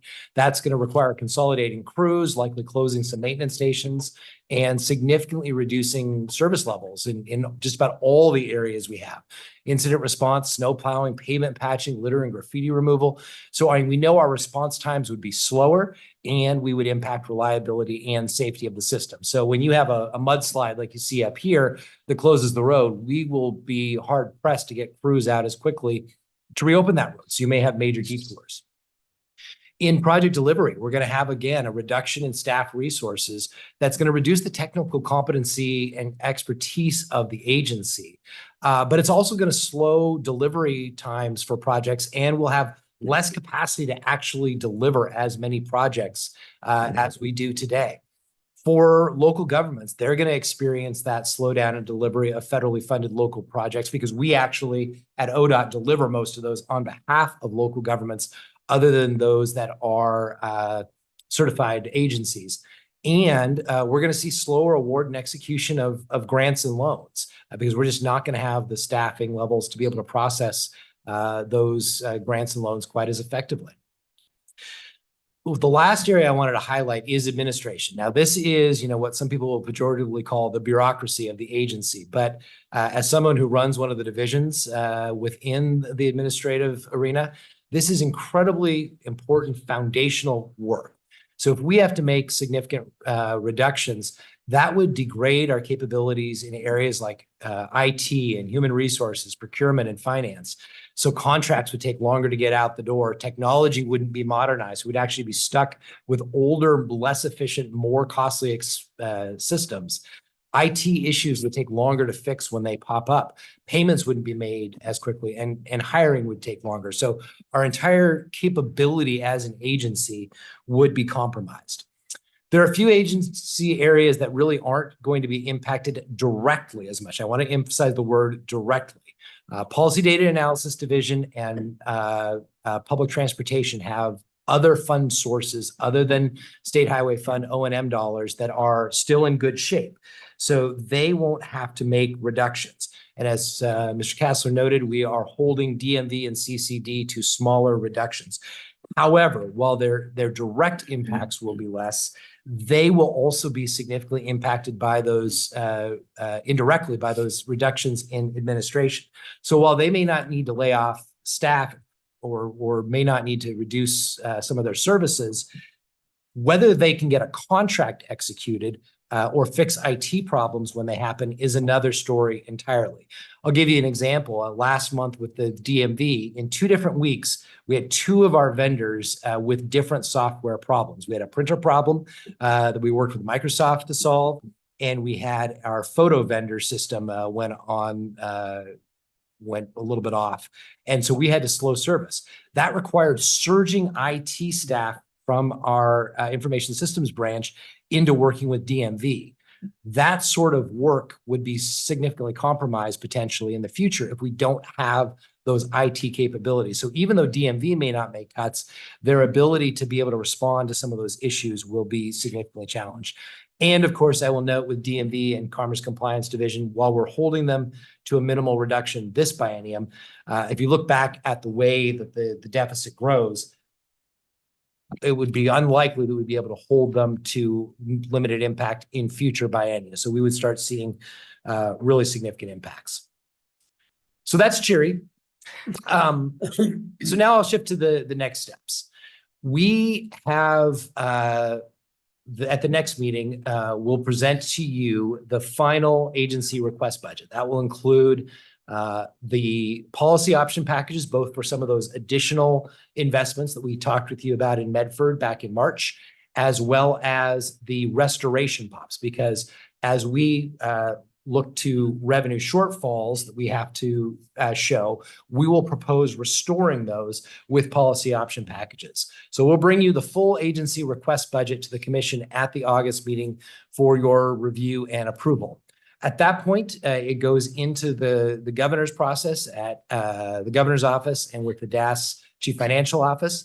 And so Governor Kotek will develop the 25-27 governor's budget.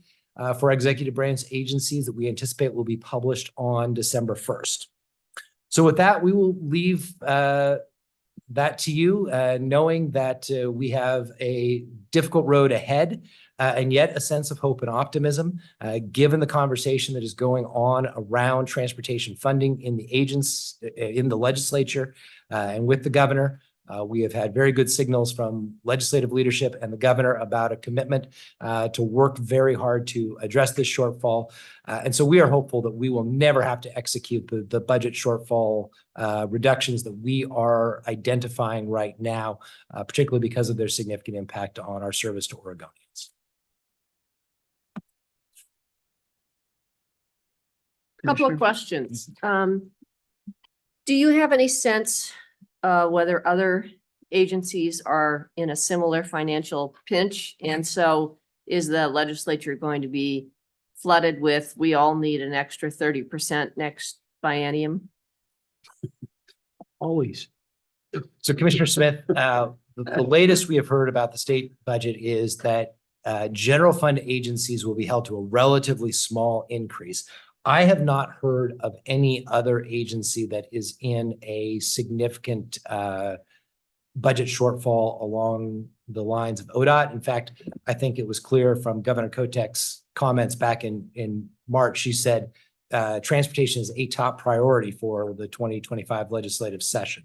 So I can't speak to any other agencies. I don't know, Russ, if you've been in conversations on that. I know that the Vice Chair Byer, Commissioner Smith, I know that there are some other fee-based agencies that are reviewing their fees and anticipating shortfall and proposing increased fees for the 25-27 session, but nothing obviously to the scale of ODOT. Well, it just seems like everybody else has been hit with the same increases in wages, Yes. union negotiations, cost of living. So I don't think we're going to be the only ones asking. But not at 30%. Not at 30%. Yeah, Commissioner, but my understanding is there is sufficient revenue for other agents to meet their current service level plus a little bit on top of Got it. as opposed to just I think when I said there's, a small increase, 1% or whatnot, that's not above current budget levels. That's above current service level Got it. budgets. So that should accommodate other agencies that are general fund agencies for the most part. And then my next question is it possible or likely that the governor's budget will include some of our POPs to restore service level? I mean, are we anticipating that the governor's budget may try and correct some of that for us? Yeah, Commissioner Smith, I mean, we obviously can't commit the governor, no, but I mean, the but- reality is we've had very good conversations with the governor's office where there has been an indication of a commitment to work to address this shortfall. So we will be proposing those restorations Right. and working with them to define the path forward. So it's something that could be included. I know we're not committing to governor, but I just wanted to understand sequentially something that she could choose to add to hers, and then the legislature will make the decision. She would have to add a revenue source. Got it.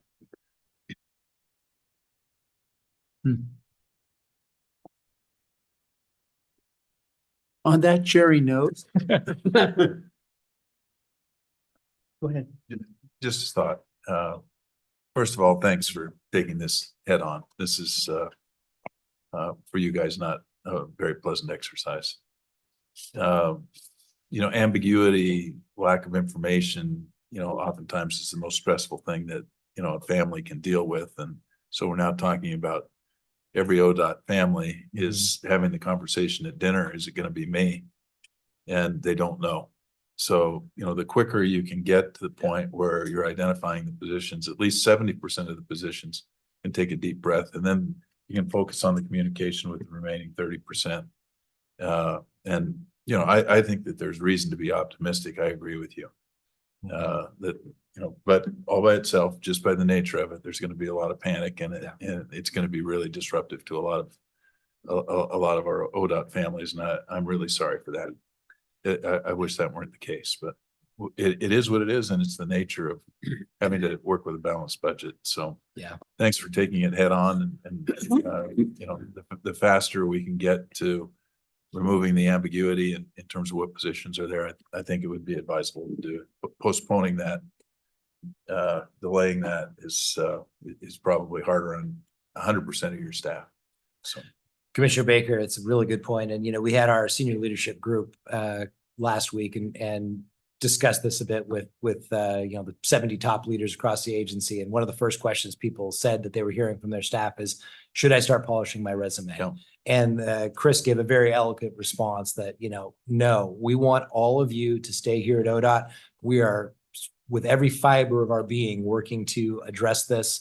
And we believe we can be successful, but that's going to take all of us at ODOT showing the good work we do to the public and working hard to prove that we are worthy of the additional investment of resources. And so we're going to be managing this and messaging this aspirationally to our staff and making sure people know we think we're still going to be a strong agency come next July 1, but that's going to take work by leadership, and that's going to take work by all of us as ODOT employees to show the value we provide to Oregonians. Yeah, there's probably also, when you go through the exercise of cutting 30%, there's probably some things that will pop up, even though, you've been diligent about removing waste from the agency. That's just really obvious to say, that made sense in, 2008 and it doesn't make sense, or in 2008 it doesn't make sense today.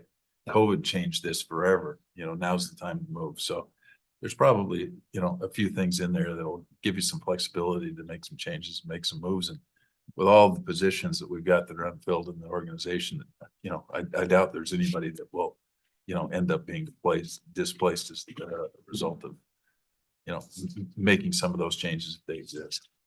Yeah, Commissioner Baker, I'll note, we took a 5% reduction that has already been in place. And then on top of that, additional reductions. And so there is a benefit of looking at your budget in that circumstance. We have found some of those things. I mean, and some of them have been new circumstances. I always go back and note the, remote work has given us the opportunity to reduce our facilities footprint significantly. And I believe we're looking at saving, multiple millions of dollars this biennium by consolidating leases, getting rid of some of our lease space. So we will continue to commit to look to do things better, cheaper, more efficiently, with better outcomes for our customers, regardless of what our budget is, whether it's less or the same. We're still going to commit to trying to be as efficient as possible with taxpayer resources going forward. Yeah, a question on the 45% in terms of our personnel increases since 21 and the 83% from DAS. What are you expecting those to do? I mean, was there a bunch of catch up in that? Mm-hmm. Or, in the next 4 years, do we experience another 45% and another 83%? I'd also be curious to know what DAS is saying about that acceleration and what that looks like in the near term. Yeah, Commissioner Baker, I think the biggest factor in the last round of personal service cost increase was really the fact that there was a big catch up this biennium, because the bargaining locked in the rates of increase in 2021 before inflation hit. So we had that 2-year inflation that was, a total of something like, 12%. And our employees got a, 6% COLA. So they fell behind and now we're catching up. So that's really the biggest single factor. Yeah, we caught up now at this stage, or are there more accelerated ones? With next biennium, the part of the increase next biennium is just the last COLA that was included as a catch up is hitting at the very end of the biennium. So it's the full roll up costs in the next biennium. So in that sense, the catch up really is caught up next biennium. How about healthcare? What did DAS put that out as a percent increase for us? Vice Chair Byer, I'd have to go back and look at the specific rates, but they are higher. They're, the overall personal service cost increase, the assumed inflation factor for personal service costs was 14.5% for 25-27. It's a huge single biennium increase.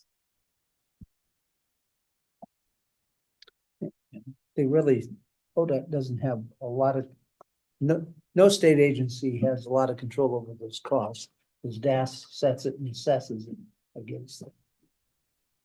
The difference in a general fund agency is the legislature usually appropriates a lot of money to cover those costs, but for. Commissioner Byer, thank you for mentioning that. You Russ referred earlier to the salary pot. What happens every biennium is after the legislature approves the budget at the end of the long session, then typically collective bargaining is finalized and the actual personal service costs for the next biennium come into greater focus. For general fund agencies, the legislature then goes in and appropriates what's called a salary pot, which is distributed among the agencies. ODOT also gets salary pot budget. We do not get any cash to cover that budget. They say, hey, here's your extra budget. Go ahead and use the state highway fund for it. And as it turns out, there is no insufficient revenue in the state highway fund to cover those additional costs. And that's why we ended up essentially absorbing about $93 million in additional personal service costs this biennium as part of that $224 million I noted earlier.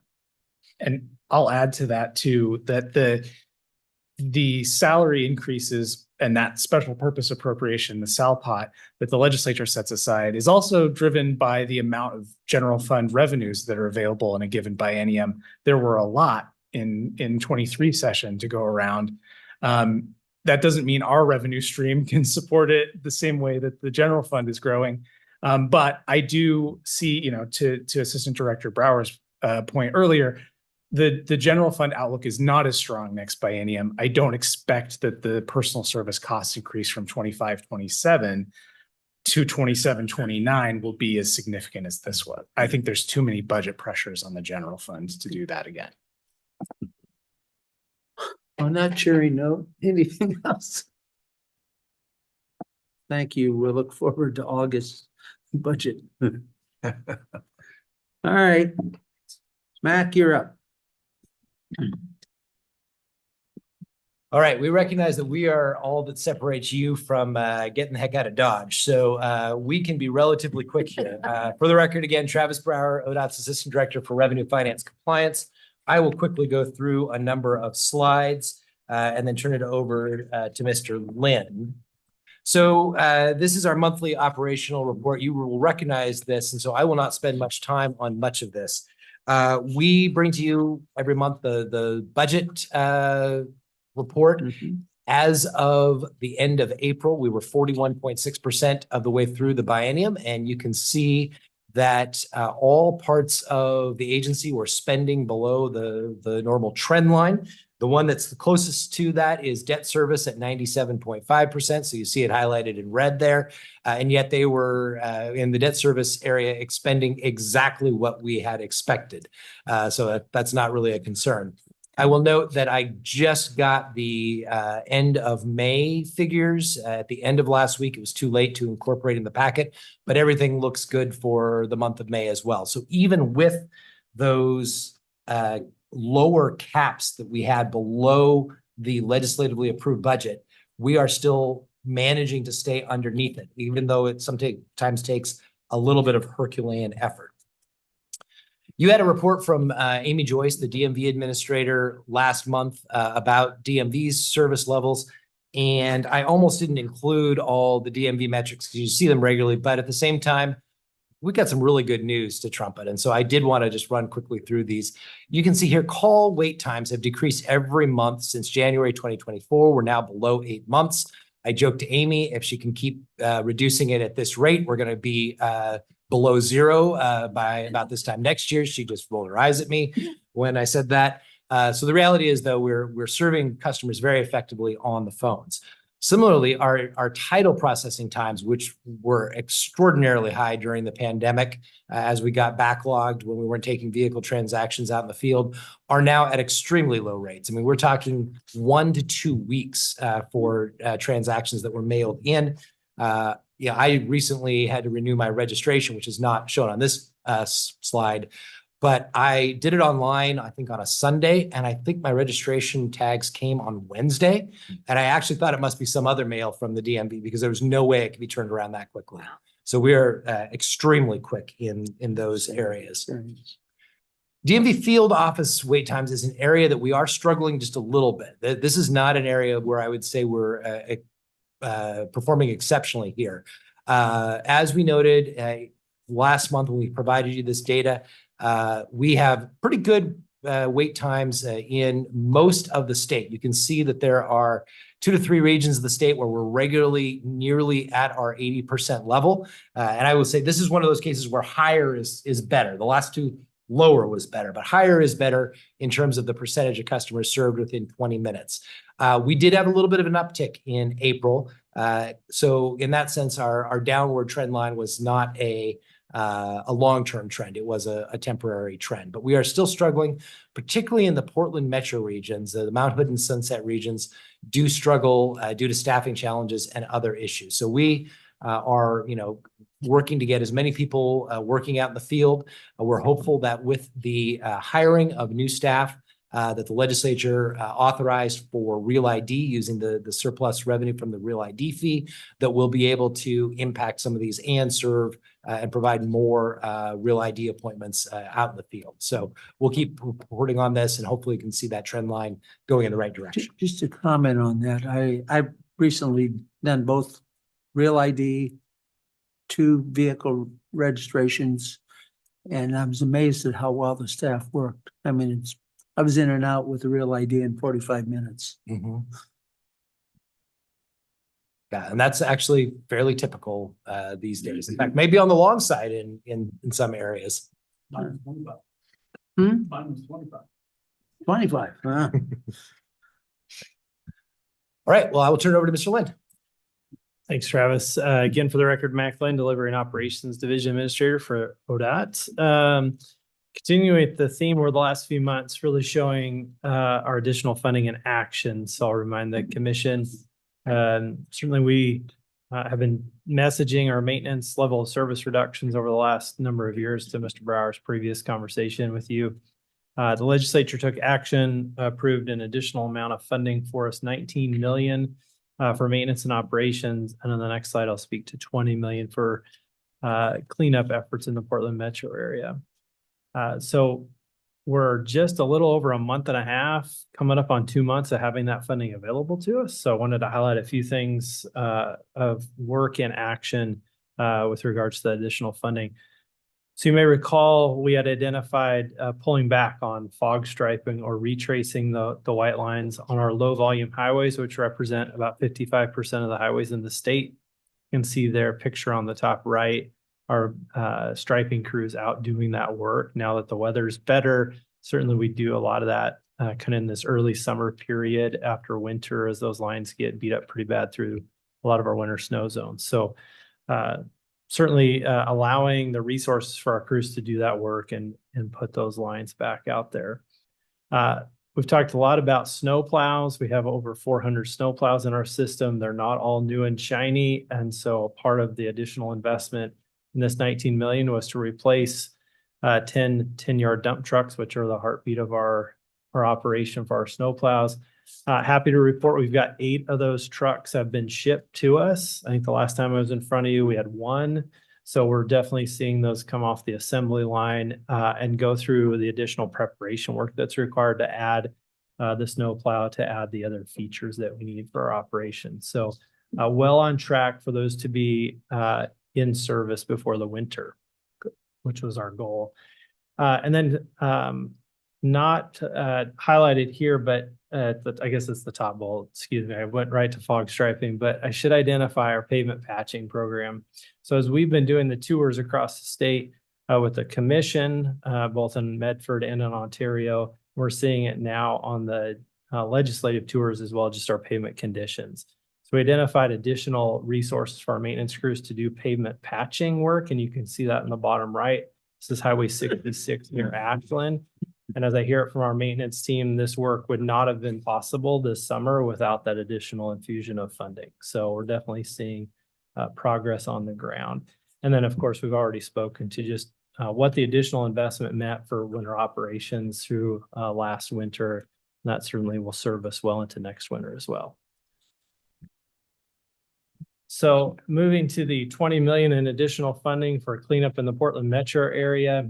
These numbers are as of May 15th. I've got some updated numbers that include the last 2 weeks. I think to Mr. Brower's point, things move fast sometimes. So I just wanted to highlight, we're making some significant progress both in camp cleanup with the city of Portland agreement that we have with them, but also focusing our efforts on graffiti removal or abatement, litter, and then of course, keeping folks out of areas where they shouldn't be and protecting our infrastructure.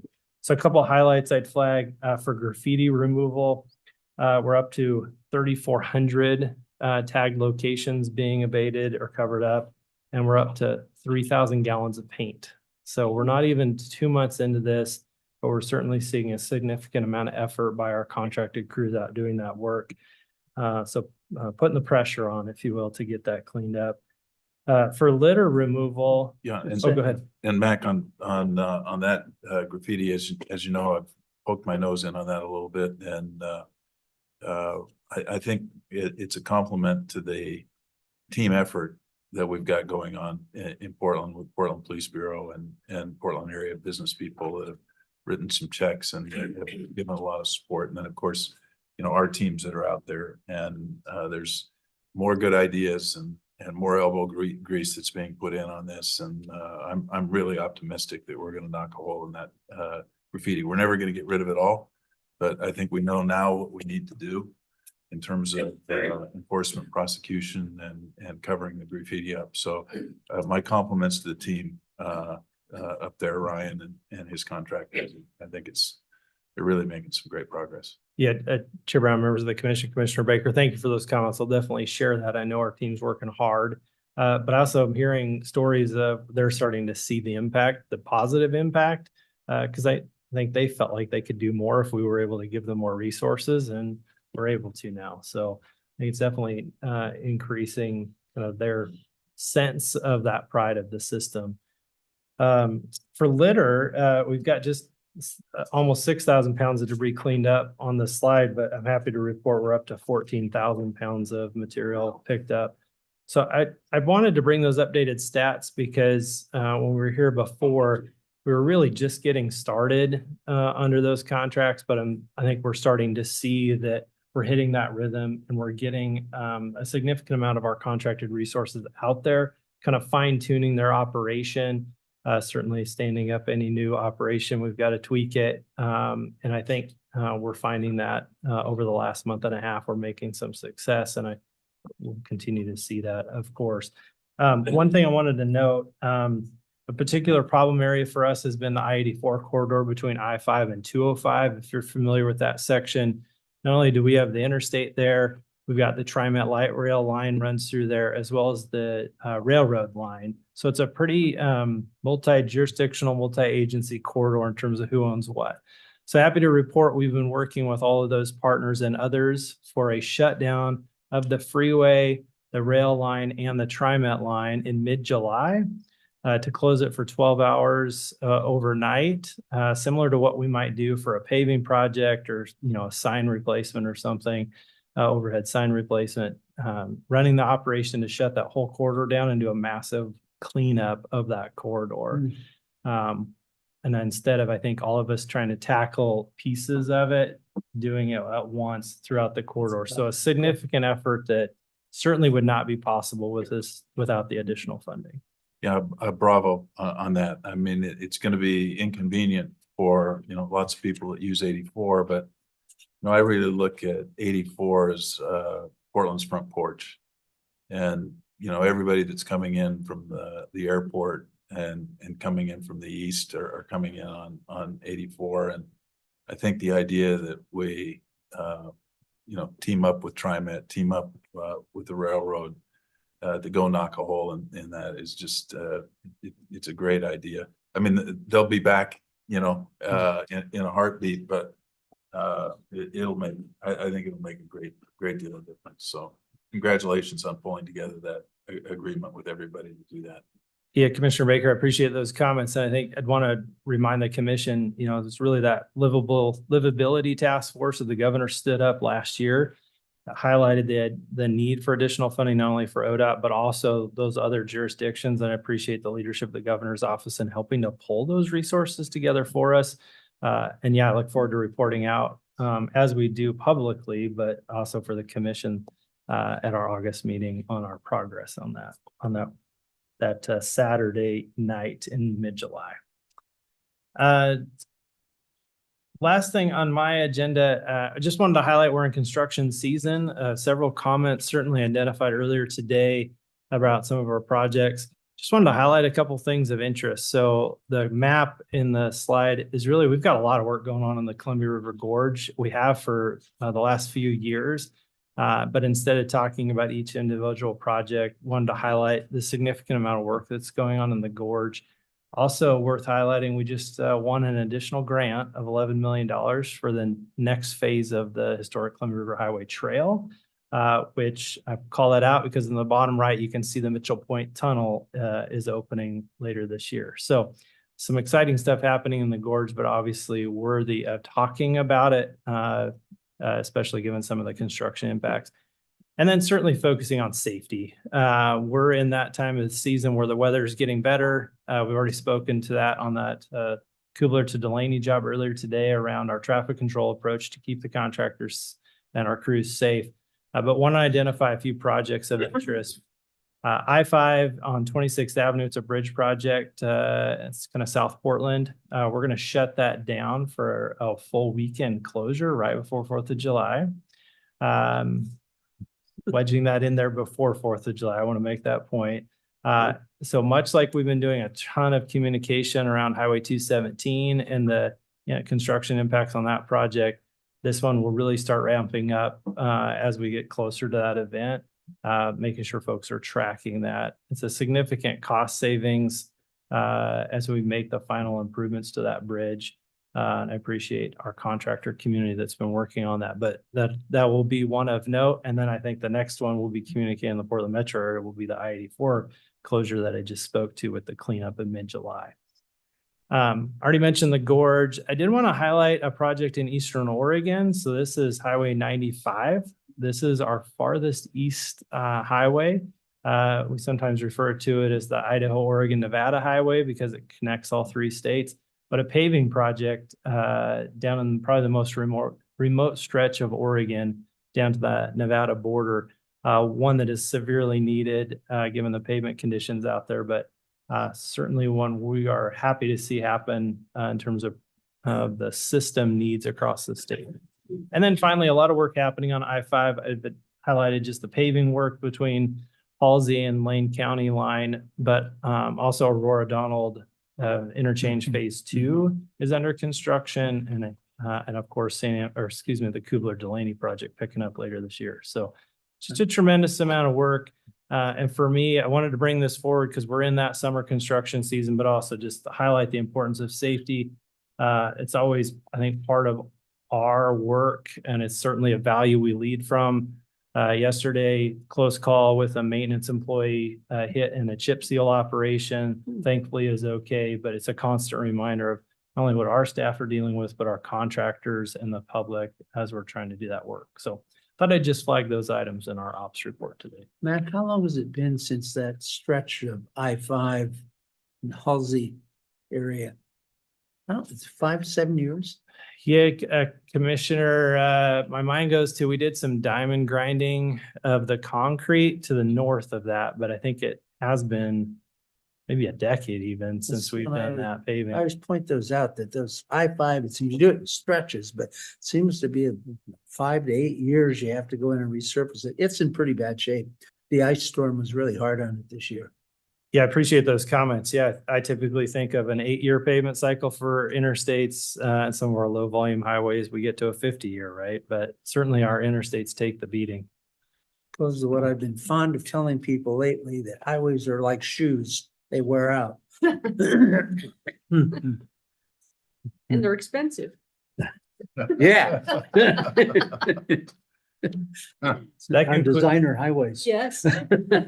I think that concludes our ops report for today, but happy to answer any other questions. Great. Thank you. Comments, questions? Thank you, gentlemen. And I think that takes us to the end. Mr. Director, anything else for the good of the order? Nothing for the good of the order. Thank you very much. Okay. Chair Brown, any final shots? Well, you almost beat my record, but you're not quite there yet. Good job, Vice Chair. Thank you. And you got me right out on time. So thank you. I can go to my next meeting. Yay. Commissioner thank you Chapman, all. anything to add? No, I don't. Thank you all. Looking forward to seeing you in person again soon. Nope, I'm good. Anything else? All righty, we are adjourned. Perfect. See everyone later. Thank you.